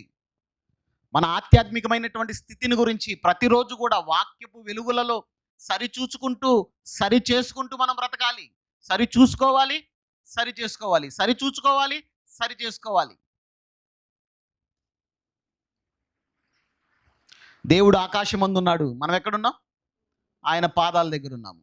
భూమి ఏమిటో భూమి మీదే ఉన్నాంలేండి, కాదనట్లేదు. భూమి ఏమని రాయబడింది బైబిల్లో? ఆయన పాదపీఠం అన్నాడు. కాబట్టి ఎక్కడున్నాం మనం? ఆయన పాదాల దగ్గర ఉంటే ఎలా బ్రతకాలి చెప్పండి? పొరపాటున కాలు కదిలిచ్చాడు అనుకోండి, ఏమవుతుంది? అమ్మ మీకు అర్థం కావడం చెప్తున్నాను. ఏమవుతుంది మన పరిస్థితి? గందరగోళమే. అందుకని ప్రసంగి గ్రంథంలో ఏమంటాడు? ఆయన ఆకాశం ముందు ఉన్నాడు, మీరు భూమి మీద ఉన్నారు, కాబట్టి మీరు చాలా జాగ్రత్తగా ఉండాలి అని చెప్తూ దేవుని మందిరానికి వెళ్తున్నప్పుడు నీ ప్రవర్తన జాగ్రత్తగా నువ్వు చూసుకోవాలి. ఎంతమంది ప్రవర్తనను జాగ్రత్తగా కాపాడుకుంటూ నడుస్తున్నారు ఒకసారి ఆలోచించండి. ఆదివారం మందిరానికి వచ్చినప్పుడు అందరం చేసే పని ఏం చేస్తారంటే ప్రవర్తనను చూసుకొని వస్తారా, అద్దం ముందు నిలబడి ఒకసారి కింద నుండి పైదాకా చూసుకొని వస్తారమ్మా? చెప్పండి. దేవుడు ఏమన్నాడు? మీరు దేవుని మందిరమునకు పోవునప్పుడు మీ ప్రవర్తన జాగ్రత్త చూసుకుని ఆయన అంటే మనం ఏం చేస్తాం? ప్రవర్తన చూడం, మనం అద్దం ముందు నిలబడి ఒకసారి చూసుకొని వస్తాం. రోజులు గడుస్తున్నాయంటే దేవునిలో క్రీస్తునందు ప్రియులారా ఆలోచనలు ఎక్కువైపోవాలి. ఇంకా నా దేవుని కోసం నేను ఏం చేయాలి? నన్ను నేను ఎలా దేవుని కోసం మరల్చుకోవాలి?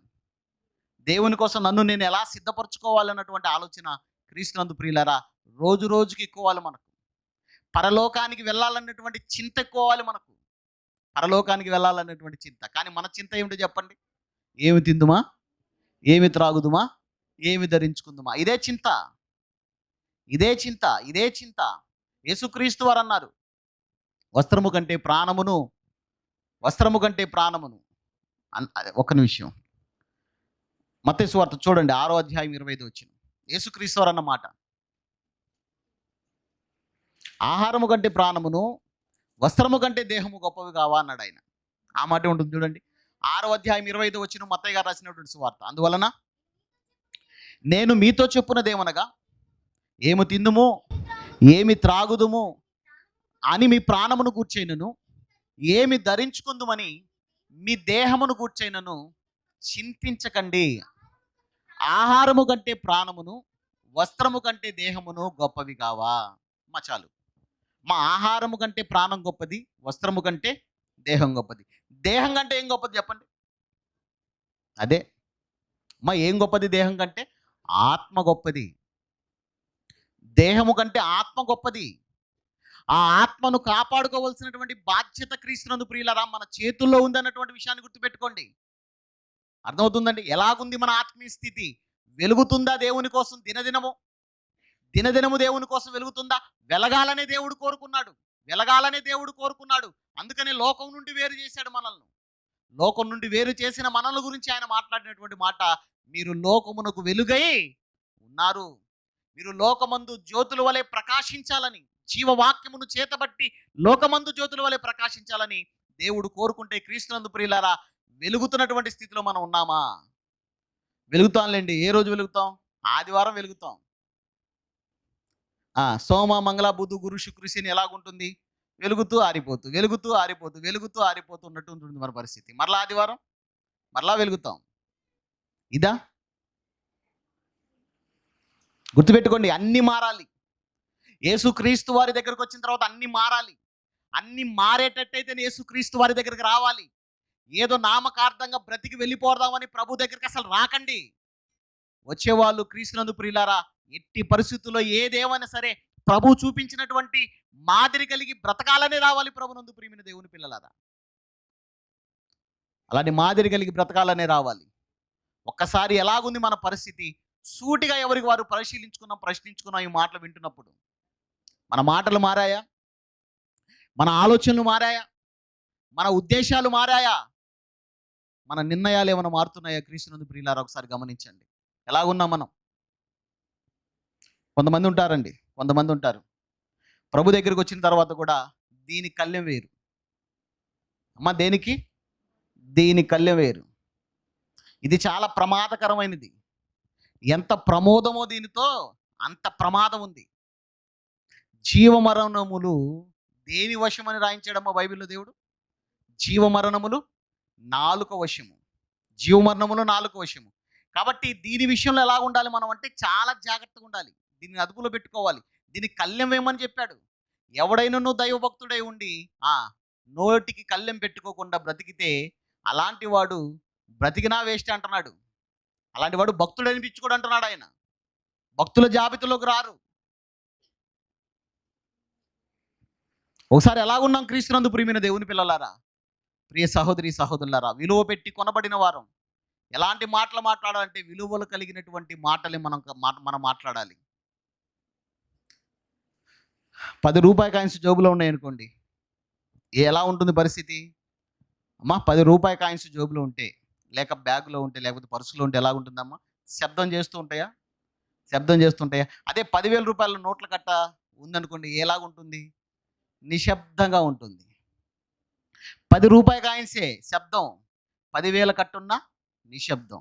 అంటే దీని అర్థం ఏమిటంటే మన విలువ పెరిగే కొద్దీ క్రీస్తునందు ప్రియులారా మన మాటలు కూడా హుందాగా ఉండాలన్నటువంటి విషయాన్ని గుర్తుపెట్టుకోవాలి.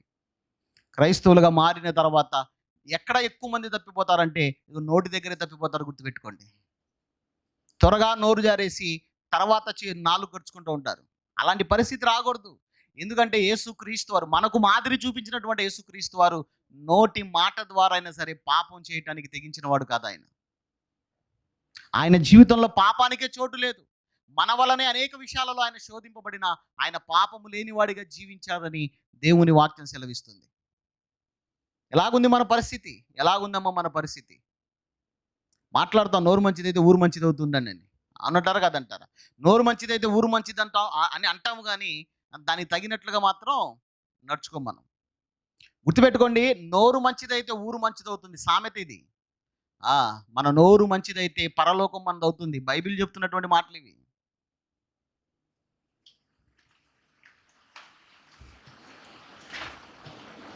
సమస్యలు వచ్చేవి దీని దగ్గరే. తర్వాత ఆధ్యాత్మికంగా మనం నష్టపోయేది ఆలోచనల దగ్గర అన్నటువంటి విషయాన్ని గుర్తుపెట్టుకోండి. ఆలోచనల దగ్గర దేవుని కోసం బ్రతుకుతున్నప్పుడు ఏమంటే అంతరంగం అనేది బాగా లేకపోతే, అంతరంగమందు దేవుని ఆత్మ అనేది నివసించేటువంటి పరిస్థితులను మనం కల్పించకపోతే, దేవుని వాక్యానికి మనలో చోటు లేకపోతే క్రీస్తునందు ప్రియులారా భయంకరమైనటువంటి నష్టం ఉందన్నటువంటి విషయాన్ని గమనించుకోవాలి.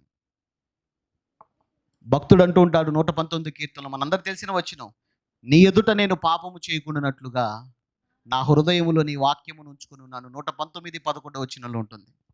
నీ ఎదుట నేను పాపము చేయకుండానట్లుగా నా హృదయంలో నీ వాక్యం ఉంచుకొని ఉన్నాను. మనం తప్పిపోయే విషయాలలో క్రీస్తునందు ప్రియులారా, దేవునికి కాకుండా మన జీవితాలు జారిపోయే విషయాలలో మరొకటి ఏమిటంటే ఆలోచనల విషయంలో మనం తప్పిపోయేటువంటి ప్రమాదం ఉంది, గుర్తుపెట్టుకోండి. ఆలోచనల విషయంలో అందుకనే అంతరంగమందు ఆత్మ నివసించే విధంగా ఎప్పటికప్పుడు మనం జాగ్రత్త కలిగి మనం బ్రతుకుతూ ఉండాలి. దేవునికి వ్యతిరేకమైనటువంటి ఆలోచనలకు సిలువేస్తూ మనం బ్రతకాలి, గుర్తుపెట్టుకోండి. దేవునికి వ్యతిరేకమైనటువంటి ఆలోచనలు సిలువేస్తూ బ్రతకాలి. ఎందుకంటే యేసుక్రీస్తు వారు బలవంతుడైన దేవుడైనటువంటి యేసుక్రీస్తు వారు మన బలహీనతల కోసం ఆయన చనిపోయాడు. ఆయన శిలువ యాగం అనేది, ఆయన బలియాగం అనేది మనకు బలంగా మారి దేవుని కోసం ఒక అడుగు ముందుకు వేయటానికి, దినదినము ముందుకు వెళ్ళటానికి దోహదపడేదిగా ఉండాలి. కానీ భక్తి విషయంలో ఎక్కడ బలహీనులుగా మారిపోకూడదు క్రీస్తునందు ప్రియులారా. ఎలాగుంది అంతరంగంలో మన ఆలోచనలు ఎలా ఉన్నాయనేది ఒక్కసారి ఆలోచించుకోండి. పొరపాటును కూడా దేవునికి వ్యతిరేకమైనటువంటి ఆలోచన చేయకూడదు. ఒకవేళ దేవునికి వ్యతిరేకమైనటువంటి ఆలోచనలు వచ్చిన అప్పటికప్పుడు దేవుని దగ్గర క్షమాపణ కోరుకోవాలి మనఃపూర్వకముగా.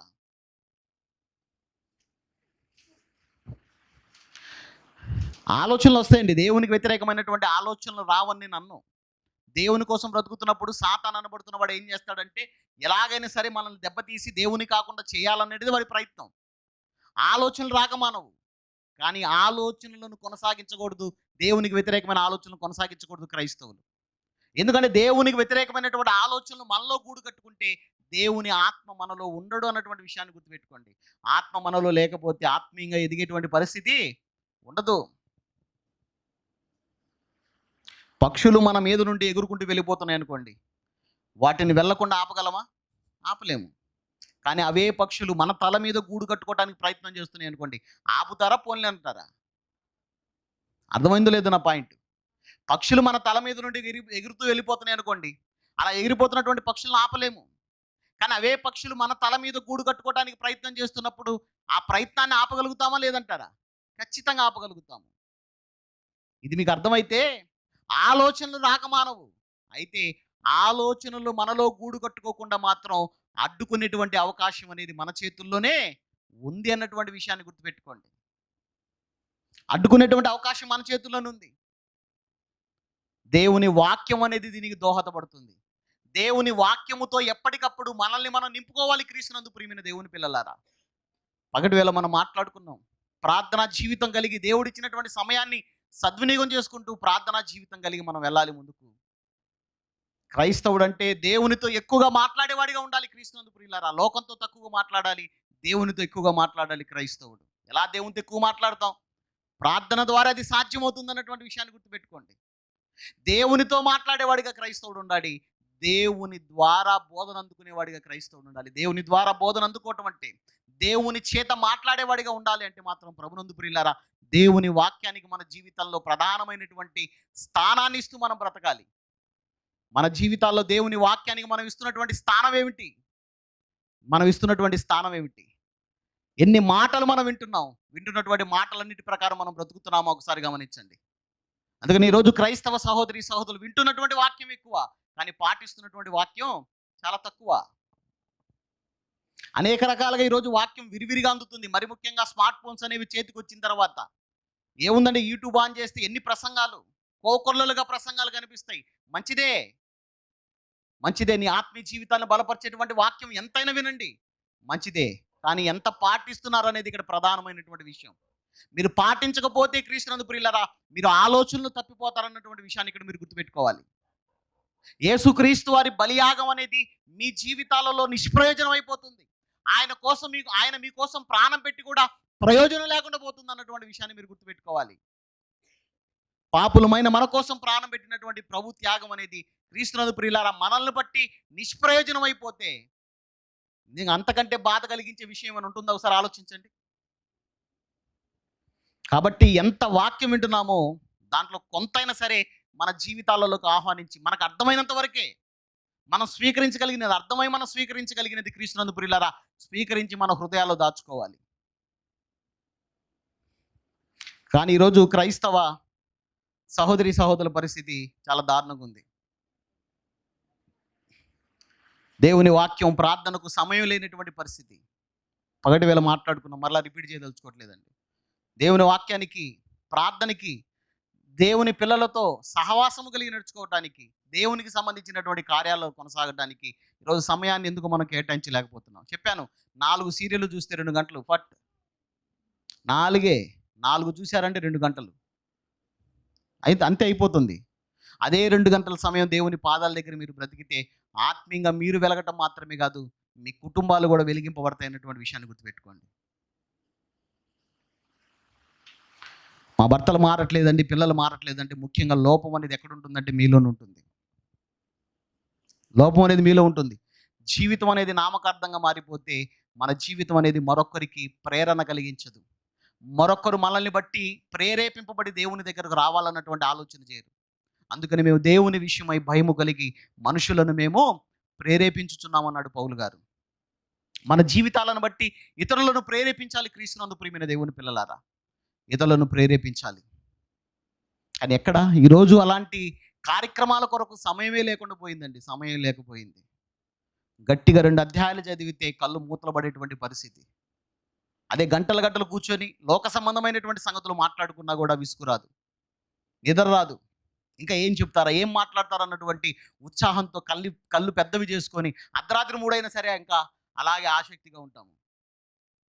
కానీ దేవుని వాక్యం దగ్గరికి వచ్చేసి పట్టుమని 10 నిమిషాలు చదివేసరికి ఆవలింతలు మొదలవుతాయండి. అదేంటో నాకు అర్థం కాదు.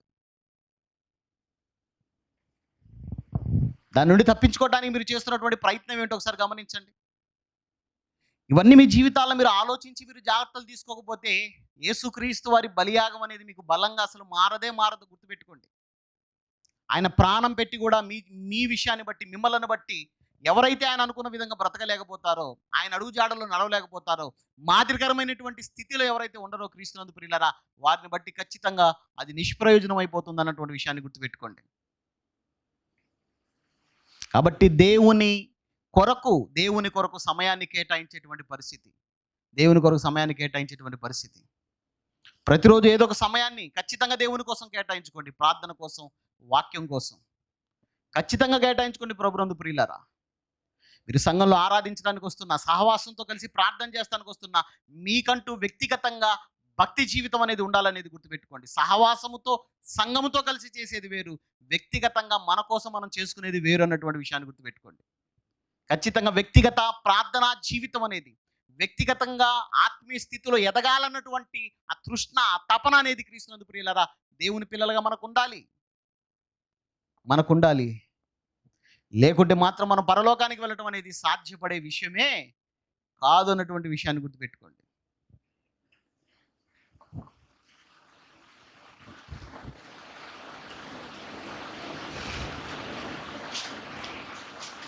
చాలామంది బైబిల్ చూస్తుంటే ఇలా పేజీలు తిరగేయాలన్నా కూడా పేజీలు రావండి. వాళ్ళ బైబిల్ తీసుకొని ఇలా ఒక్కొక్క పేజీ ఇట్లా తిరిగేద్దామన్నా సరే పేజీలు రావు. మీరు అనుకోవచ్చు, ఎంత జాగ్రత్తగా కాపాడుకుంటున్నారండి బైబిల్ని. జాగ్రత్తగా కాపాడుతున్నారమ్మా. అది ఎందుకంటే తెలుసు దానికి కారణం. దాన్ని వాడక తీయక నలిగితేనే కదా పేజీలు ఒక్కొక్క పేజీ రావటానికి. అలాగున్నారు. ఎందుకంటే బైబిల్లో ఉన్నటువంటి పేపర్కి ఒక ప్రత్యేకత ఉంది. అది బైబిల్కి మాత్రమే సొంతం. అది అర్థమవుతుందండి. ఇంకెక్కడ కూడా పేపర్ కనబడదు మనకు, అంత పలచగా ఉంటుంది. గతంలో వచ్చినప్పుడు మరి చెప్పానో లేదు నాకు గుర్తులేదు కానివ్వండి, మరి అంబాపురం కానివ్వండి, షాబాద్ చెప్పానో లేదో గుర్తులేదు కానివ్వండి, క్రైస్తవ సహోదరుల పరిస్థితులను కళ్ళగడ్డును చెప్పేటువంటి ఒక సందేశం, చిన్న సందేశం వినే ఉండొచ్చు. మీరు వినండి, బాగుంటుంది. అదేమిటంటే, చెప్పాను చాలాసార్లు, నేను ఎక్కడ మొదటిసారి వాక్యం చెప్పడానికి వెళ్ళినా కూడా ఆ ప్రాంతం వెళ్ళినప్పుడు ఖచ్చితంగా విషయాన్ని గుర్తు చేస్తాను క్రైస్తవ సహోదరులతో. అదేమిటంటే, నేను మాట్లాడేటువంటి సంగతి ఏమిటంటే, పాస్టర్ గారు స్పూన్ దొంగిలించారు అన్నటువంటి ఆ విషయాన్ని నేను మాట్లాడుతుంటాను. విన్నారా? చాలా సంతోషం. ఎంతమంది విన్నారు? కొద్దిమందే. వినని వాళ్ళు వినండి. అయితే ఎక్కువ మంది విన్నట్టయితే చెప్పేవని కాదు, వినలేదు కాబట్టి వినాల్సిందే మీరు, తప్పదు. నా వాట్సాప్‌కి ఒక టెక్స్ట్ మెసేజ్ వచ్చిందండి. ఆ టైటిల్ ఏమిటంటే పాస్టర్ గారు స్పూన్ దొంగిలించారు అన్నటువంటి టైటిల్‌తో ఒక మెసేజ్ వస్తే చదవడం ప్రారంభించాను ఆసక్తితో. పాస్టర్ గారు స్పూన్ దొంగిలించారట అసలు ఏం జరిగిందా అని. అది చదువుతున్నప్పుడు దాంట్లో ఏముందంటే ఆ మెసేజ్‌లో ఏముందంటే మీలాంటి ఒక విశ్వాస కుటుంబం సంవత్సరం అంతా దేవుడు కాపాడాడు గనుక, ఇది డిసెంబర్ నెల గనక ఏం చేశారంటే ఆ! కృతజ్ఞత కూడికను ఏర్పాటు చేసుకున్నారు. కృతజ్ఞత కూడికను ఏర్పాటు చేసి సంఘాన్ని ఆహ్వానించారు. అయ్యగారొచ్చారు. చక్కగా వాక్యం చెప్పారు. వాక్య కార్యక్రమం అంతా కూడా అయిపోయింది. అయిపోయిన తర్వాత అందరికి భోజనాలు పెట్టారు. భోజనాలు అయిపోయిన తర్వాత అందరికీ పాయసం ఇచ్చారు. పాస్టర్ గారు కదా అన్నటువంటి ఆలోచనతో పాస్టర్ గారికి ఏం చేశారంటే వెండి గ్లాసులో వెండి స్పూన్ పెట్టి పాస్టర్ గారికి పాయసం ఇచ్చారు. పాయసం కార్యక్రమం కూడా అయిపోయింది. అందరూ వెళ్ళిపోయారు. ఆ ఇంటి ఆవిడ ఎవరైతే ప్రార్థనా కార్యక్రమాన్ని ఏర్పాటు చేయించుకుందో ఆ ఇంటి ఆవిడ సహోదరాలు పాత్రలను శుభ్రం చేయడం ప్రారంభించింది. ఆ పాత్రలను శుభ్రం చేయడం ప్రారంభించింది. అలా పాత్రలు శుభ్రం చేస్తున్నప్పుడు వెండి గ్లాస్ ఉంది కానీ స్పూన్ లేదు. ఒకటే ఆందోళన. ఒకటే ఆందోళన. ఎందుకంటే అమ్మా వెండి స్పూన్ అంటే మాటలా చెప్పండి. ముఖ్యంగా మీ విషయంలో. ముఖ్యంగా మీ విషయంలో ఎలా ఉండదు చెప్పండి. సహోదరులు ఇంటికి వస్తున్నప్పుడు మంచూరియా, నూడిల్స్ అనేవి అలాంటి ఏమైనా పార్సిల్ తెచ్చారనుకోండి ప్లాస్టిక్ స్పూన్స్ వస్తాయి. అయ్యే పారేయరు మీరు. మిమ్మల్ని ఏం తప్పు పట్టట్లేదు నేను. మీకున్న జాగ్రత్తని చెప్తున్నాను. ఏం చేస్తారు జాగ్రత్తగా? ఆ బిర్యానీ బాక్సులు శుభ్రం కడిగి పెడతారు. ఎందుకని పనికొస్తాయని. ఆ స్పూన్లు జాగ్రత్త పెడతారు. ఐస్ క్రీమ్ కప్పులు పోనీరు. దేన్ని పోనీరు. జాగ్రత్తగా కడిగి దాచిపెడతారు. మీకున్నటువంటి జాగ్రత్త. అలాంటిది వెండి స్పూన్ కనపడకపోతే పరిస్థితి ఎలా ఉంటుందో సరే ఆలోచించండి. దారుణంగా ఉండదు. సతమతమైపోతుంది ఆవిడ. అయ్యగారికే కదా పెట్టింది, పాస్టర్ గారికే కదా పెట్టింది, పాస్టర్ గారికే కదా పెట్టింది అన్నటువంటి ఆలోచనతో ఆలోచించి ఎలాగైనా సరే రేపు ఆదివారం వెళ్ళినప్పుడు అడగాలి అయ్యగారిని అనుకుంది. అలా ఆదివారాలు వెళ్ళిపోతున్నాయి కానీ అడగలేకపోతుంది. ఆయన దాకా వెళ్తుంది కానీ అడగటానికి ధైర్యం సరిపోవట్లేదు. అడిగితే ఏమనుకుంటాడేమో అన్నటువంటి ఆలోచనతో. ఏమని అయ్యగారు మా స్పూన్ ఏమైనా తీశారా మీరని. అడిగితే ఏమని అనుకుంటాడేమో అన్నటువంటి ఆలోచనతో అడగలేకపోతుంది. అలా రోజులు గడిచిపోయాయి. సంవత్సరం గడిచిపోయింది. మరలా సంవత్సరం అంతా దేవుడు కాపాడాడని మరలా కృతజ్ఞత కూడికని ఏర్పాటు చేశారు. ఆ సంఘం అంతా వచ్చారు. అయ్యగారు వచ్చారు. వాక్యం చెప్పారు. వాక్యం అయిపోయిన తర్వాత ఏముంటాయి చెప్పండి? భోజనాలు. భోజనం అయిపోయిన తర్వాత ఏముంది? పాయసం. అందరికి పాయసం ఇచ్చారు. ఈసారి పాస్టర్ గారికి వెండి గ్లాసు లేదు, వెండి స్పూన్ లేదు. ఏం చేశారంటే డిస్పోజబుల్ గ్లాసులో డిస్పోజబుల్ స్పూన్ పెట్టి ఇచ్చేశారు. తినేయండి పాస్టర్ గారు అని. ఆ మనసులో మాత్రం అలాగే ఉంది ఆ వెండి స్పూన్ గురించి. ఇప్పుడైనా అవకాశం దొరికితే అడగాలనుకుంటుంది. అందరూ వెళ్ళిపోయారు. అయ్యగారు చివరిలో ప్రార్థన చేసి వెళ్ళాలని నిలబడ్డారు. ప్రార్థన చేసిన తర్వాత అంటుంది ఆవిడ, అయ్యగారు మీతో ఎప్పటి నుంచి ఒక మాట మాట్లాడాలనుకుంటున్నారు, ఒక విషయం అడగాలనుకుంటున్నాను, అడగమంటారా అనింది. ఆయన అన్నాడు అడగమ్మా అన్నాడు. ఆమె అంటుంది ఇంకా అదేం లేదండి. ఏం జరిగిందంటే అప్పుడు పోయిన సంవత్సరం అప్పుడు ప్రార్థన పెట్టినప్పుడు అప్పుడు పాయసం ఇచ్చినప్పుడు అప్పుడు గ్లాసు అంటే ఇప్పుడు ఈయన అన్నాడు అమ్మ నసక మాకు ఏం అడగాలనుకుంటున్నావు తల్లి అడిగేమన్నాడు ఆయన. ఎటు అయ్యగారే అభయం ఇచ్చారు కాబట్టి ఏముందంటే ఏం లేదు పాస్టర్ గారు ఆ రోజు వెండి గ్లాసులో వెండి స్పూన్ పెట్టి మీకు పాయసం ఇచ్చాను. గ్లాస్ ఉంది స్పూన్ లేదు. ఏం జరిగిందో చెప్పండి అన్నట్టుగా చెప్పేసింది ఆ మాట. అప్పుడు పాస్టర్ గారు ఒక నిమిషం అట్లా ఆలోచించి అలా ఊపిరి పీల్చుకుని ఒకసారి ఆయన అన్నాడు, అమ్మా ఈ మాట నువ్వు అడుగుతావని సంవత్సరం నుండి చూస్తున్నాను తల్లి అన్నాడు ఆయన. ఎప్పుడు నుండమ్మా? సంవత్సరం నుండి చూస్తున్నాడు. సంవత్సరం నుండి చూస్తున్నాడు అనేసరికి అవాక్ అయిపోయి చూస్తుంది అయ్యగారి వైపు ఆమె. అదేంటి స్పూన్ గురించి అడుగుతానని మా అయ్యగారు సంవత్సరం నుంచి ఎదురు చూస్తున్నాడు ఆయన. ఏం జరిగి ఉంటుందా అన్నట్టుగా ఆశ్చర్యంతో అవాక్ అయిపోయి పాస్టర్ గారి వైపు చూస్తుంటే ఆయన అన్నాడు తాపిగా, అవును తల్లి సంవత్సరం నుండి ఎదురు చూస్తున్నాను, నువ్వు ఆ స్పూన్ గురించి అడుగుతావేమో, నువ్వు అడగట్లేదు. ఇంతకు ఆ స్పూన్ ఎక్కడుందంటే ఏ రోజైతే ఆ స్పూన్ నేను తీశానో అదే రోజు నీ బైబిల్లో పెట్టాను అన్నాడంట. ఇప్పుడు నవ్వండి. ఇందాక పాస్టర్ గారు స్పూన్ దొంగిలించారంటే నవ్వారే, ఇప్పుడు నవ్వండి. ఇప్పుడు అమ్మా ఎక్కడుందంట స్పూను అంటే ఏం జరిగింది చెప్పండి. అమ్మా సంవత్సరం రోజులు బైబిల్ తీసినటువంటి పుణ్యానికి పోలేదు పుణ్యాత్మురాలు. ఏదో మాట్లాడుకోవటానికి సరదాగా ఉన్నా ఇలాంటి వారు ఈ రోజు లేరా అంటున్నాను నేను. క్రీస్తునందు ప్రియులారా ఒకసారి ఆలోచించండి. మాట్లాడటానికి ఒకవేళ సరదాగా ఉందేమో, ఇలాంటి వారు లేరా ఈరోజు సమాజంలో? ఒక్కసారి మిమ్మల్ని మీరు పరిశీలించుకోండి. మీరు బైబిల్ని తీసి అలా మీ ఎదురు పెట్టుకొని మనస్ఫూర్తిగా ఒక 4 అధ్యాయాలు చదివి ఎన్ని రోజులు అవుతుంది? మనస్ఫూర్తిగా 4 అధ్యాయాలు, ఇవి నా దేవుని మాటలు, నన్ను వెలిగించడానికి నా దేవుడు రాయించినటువంటి మాటలు, నా కోసమే రాయించినటువంటి మాటలు.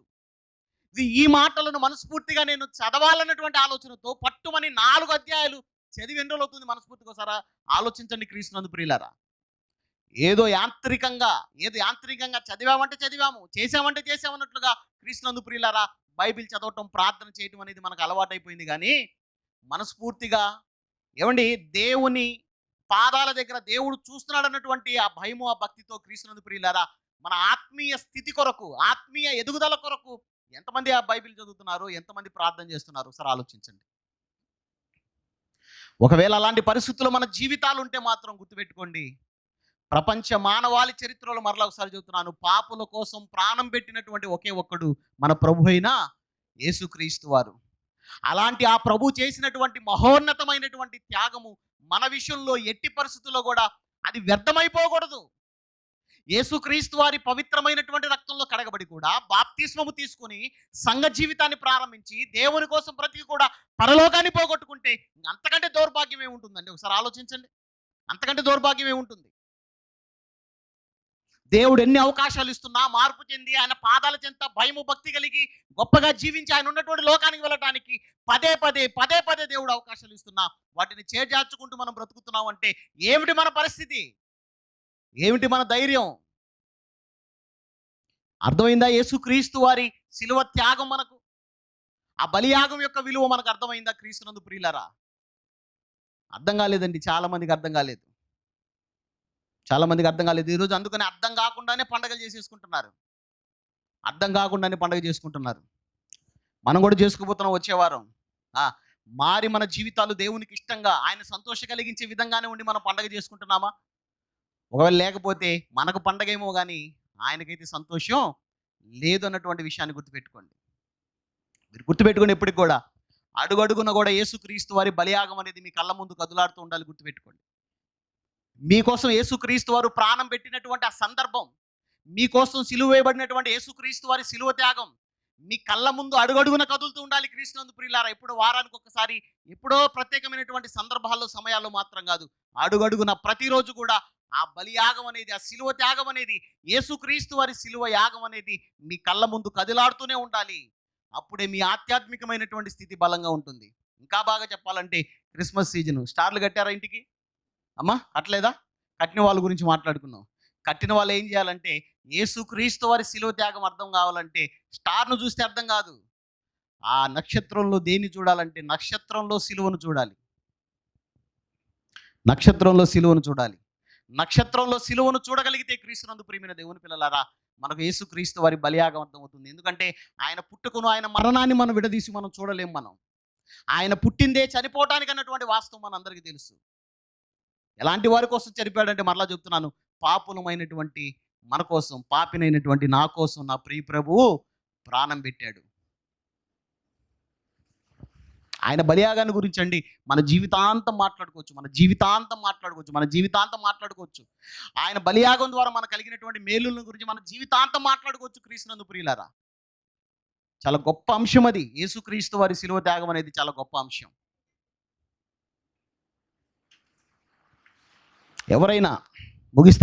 ఎవరైనా సరే అండి,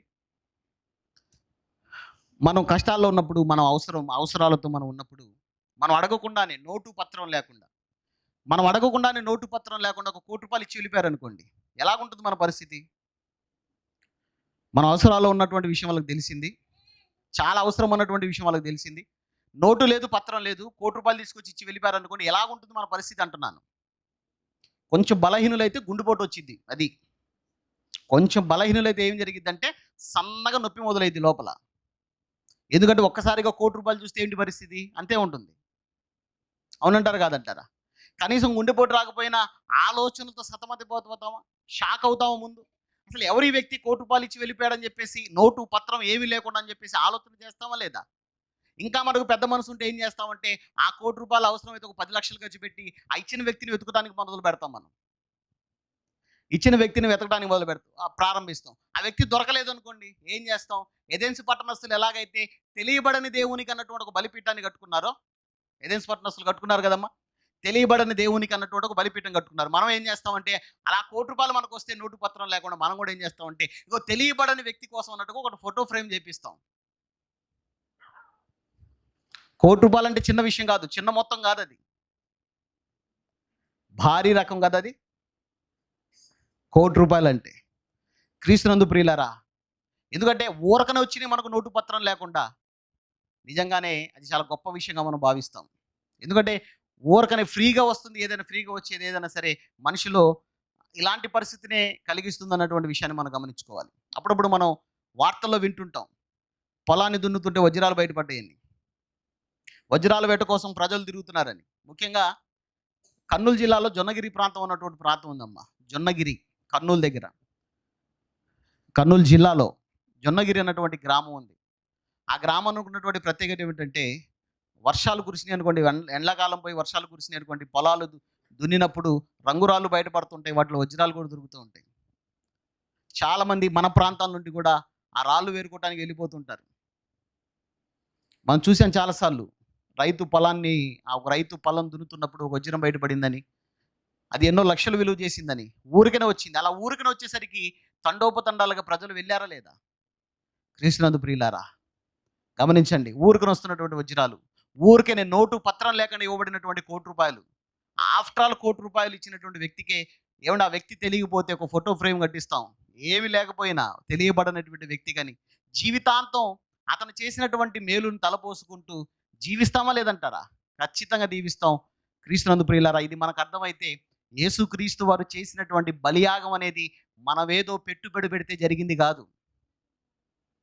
మనమేదో పెట్టుబడి పెడితే జరిగింది కాదు. ప్రభువా, ఈ లోకానికి వచ్చిన తర్వాత నేను పాపం చేస్తాను, పాపం చేసి నీకు దూరం అవుతాను, కాబట్టి నా కోసం నీ ప్రియకుమారుడైన యేసుక్రీస్తు వారిని పంపించు, నా కోసం ఆయన రక్తం చిందించేలాగా ఒక సంకల్పాన్ని సంకల్పించని మనం చెప్పలేదు దేవునికి. జగత్తుకు పునాది వేయబడక మునిపే, ఈ లోకం పుట్టక మునిపే మన స్థితిని ఎరిగినటువంటి దేవుడు యేసుక్రీస్తు వారి బలియాగాన్ని ఆయన నిర్ణయించాడు. మన తండ్రి అయిన దేవుడు. ఆయన బలియాగం ఎలా జరిగిందంటారా? చూడండి, ఈ మాట చూడండి, చివరిగా ముగిస్తాను. రోమిలకు రాసినటువంటి పత్రిక, రోమా పత్రిక దయచేసి చూడండి ప్రియులారా. 3వ అధ్యాయము,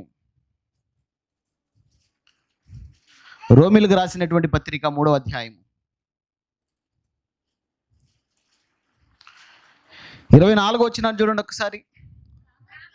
రోమపత్రిక 3వ అధ్యాయం 24వ వచనం. కాబట్టి నమ్మువారు ఆయన కృపచేతనే క్రీస్తు యేసునందలి విమోచనము ద్వారా అమ్మా ఎలా ఉచితముగా, ఏదో మనం పెట్టుబడి పెడితే కాదు.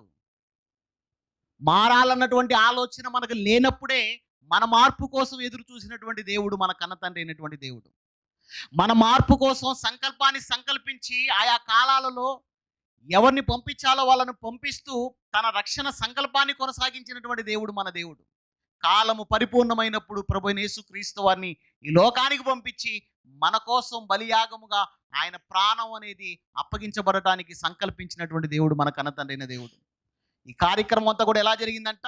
ఉచితముగా.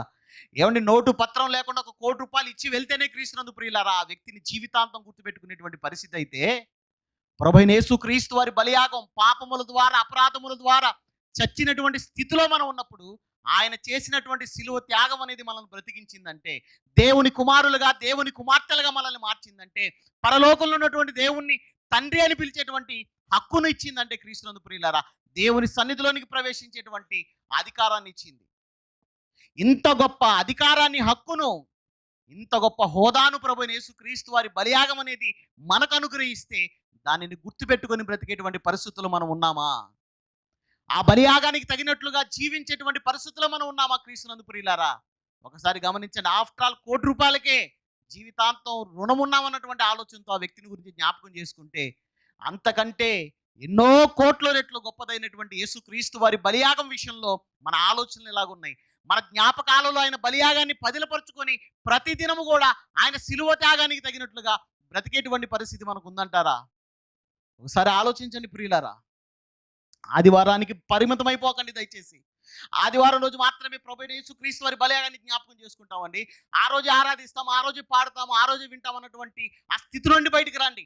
ప్రతి దినము కూడా దేవుడిచ్చినటువంటి సమయాన్ని సద్వినియోగం చేసుకుంటూ, ఆయన ఇస్తున్నటువంటి ఆయుష్ను, ఆరోగ్యాన్ని సద్వినియోగం చేసుకుంటూ, ఆ దేవుని పాదాల దగ్గర భయము, భక్తి కలిగి ప్రతిరోజు కూడా మనం జీవించవలసిన వారం గుర్తుపెట్టుకోండి.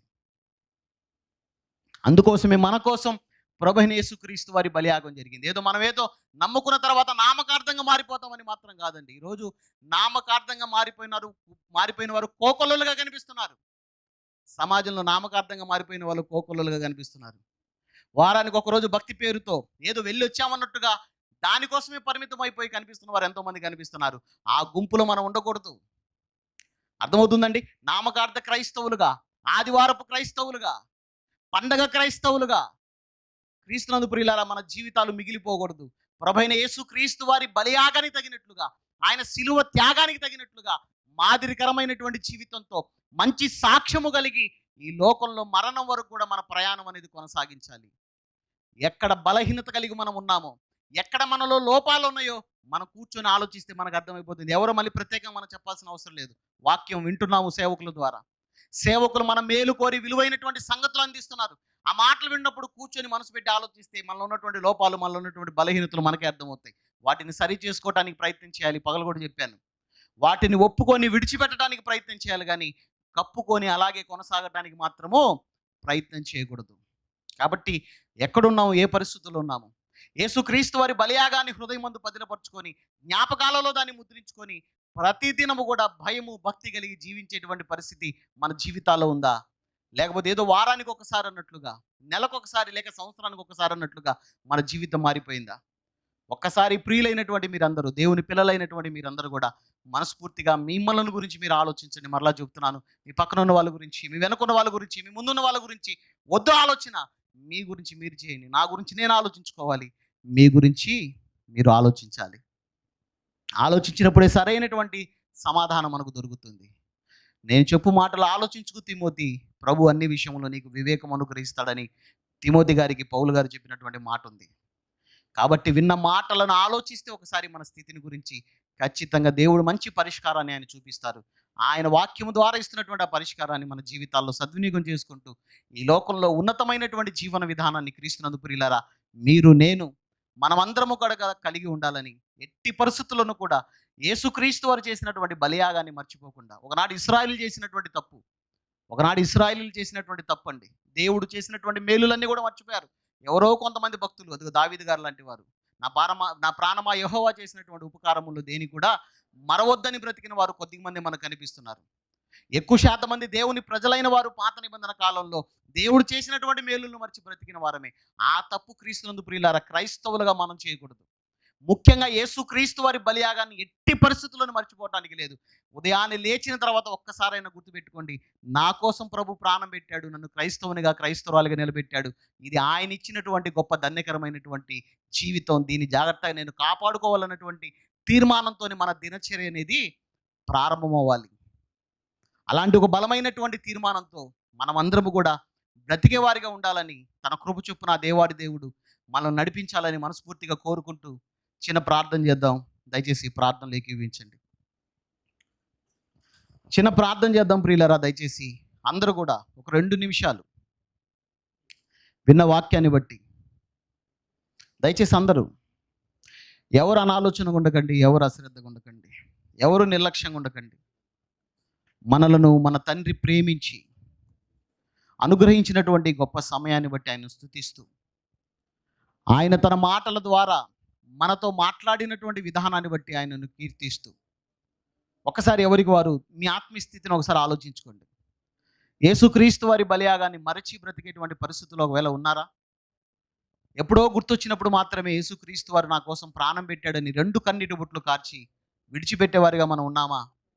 ప్రతిరోజు కూడా ప్రభు త్యాగాన్ని తలపోసుకుంటూ దానికి తగినట్లుగా జీవించడానికి మనం సిద్ధపడుతున్నామా లేదా అన్నటువంటి ఆలోచన క్రీస్తునందు ప్రియులారా ప్రతి ఒక్కరు కూడా చేయాలని మీ అందరూ కూడా మనవి చేస్తున్నాను. ఈ రాత్రి దేవుడు మీతో మాట్లాడాడు. ఆయన ఈ మాటలు ఎవరికో కాదు, ముఖ్యంగా మనకు అన్నటువంటి విషయాన్ని గుర్తుపెట్టుకోండి. మనతోనే ఆయన సూటిగా మాట్లాడాడు. కాబట్టి ఆయన మాటలకు మీ హృదయంలో చోటు ఇవ్వండి ప్రియులారా. దయచేసి అందరూ ప్రార్థన పూర్వకంగా ఉండండి. ఎవరు అనాలోచనగా ఉండకండి. దయచేసి ప్రార్థన పూర్వకంగా ఉండండి. మహోన్నతుడైన మా కన్న తండ్రి, మహాగణుడైన మా దేవ, సర్వోన్నతుడా, సర్వశక్తిమంతుడా, మీకు స్తోత్రాలు నాయన. తండ్రి, మమ్మల్ని ఎంతగానో ప్రేమించారు నాయన. ముఖ్యంగా ఈ షాబాదు ప్రాంతాన్ని, స్థానిక సంఘాన్ని, విశ్వాసులను, కుటుంబాలను తండ్రి మీరు ప్రేమించారు. నా తండ్రి మీ బిడ్డలను ప్రేరేపించి నా తండ్రి అయా మీ సేవకుల ద్వారా మీరు జరిగించినటువంటి కార్యక్రమాన్ని బట్టి తండ్రి మీకు కృతజ్ఞతలు స్తోత్రాలు చెల్లిస్తున్నాం. నా తండ్రి నాయన మరి ఈ 2 దినాలలో విత్తబడినటువంటి మీ మాటలను బట్టి మీకు స్తోత్రాలు చెల్లిస్తున్నాము తండ్రి. అయ్యా వారి మేలు కొరకే మీ మాటలు విత్తబడ్డాయన్నటువంటి వాస్తవాన్ని మీ బిడ్డలందరూ కూడా గ్రహించడానికి సహాయమును దయచేయండి నాయన. మంచి నేలన విత్తనబడినటువంటి విత్తనాలు వలె అవి నా తండ్రి మీ బిడ్డల జీవితాలలో ఫలింపునివ్వటానికి సహాయమును దయచేయమని అర్థిస్తున్నాము తండ్రి. మీకు స్తోత్రాలు. ఫలభరితమైనటువంటి జీవితాలు కలిగిన ఆయన పరలోకంలో తండ్రిగా ఉన్నటువంటి మిమ్మలను మహింపరచడానికి నా తండ్రి మారు మనసుకు తగినటువంటి ఫలాలను ఫలించడానికి నా తండ్రి మీరు కృపను దయచేయండి. మరి ముఖ్యంగా యేసుక్రీస్తు వారి రక్తంలో ఇంకా ఎందరైతే కడగబడలేదో నాయన అలాంటి వారందరూ కూడా నా తండ్రి పాపులమైన తమ కోసం కూడా ప్రభువు ప్రాణం పెట్టారని, అందుకోసమే ప్రభు ఈ లోకానికి పరలోకాన్ని విడిచి వచ్చారన్నటువంటి వాస్తవాన్ని వారు గ్రహించినట్లుగా మరి మనోనేత్రాలను వెలిగించండి తండ్రి. మీకు స్తోత్రాలు.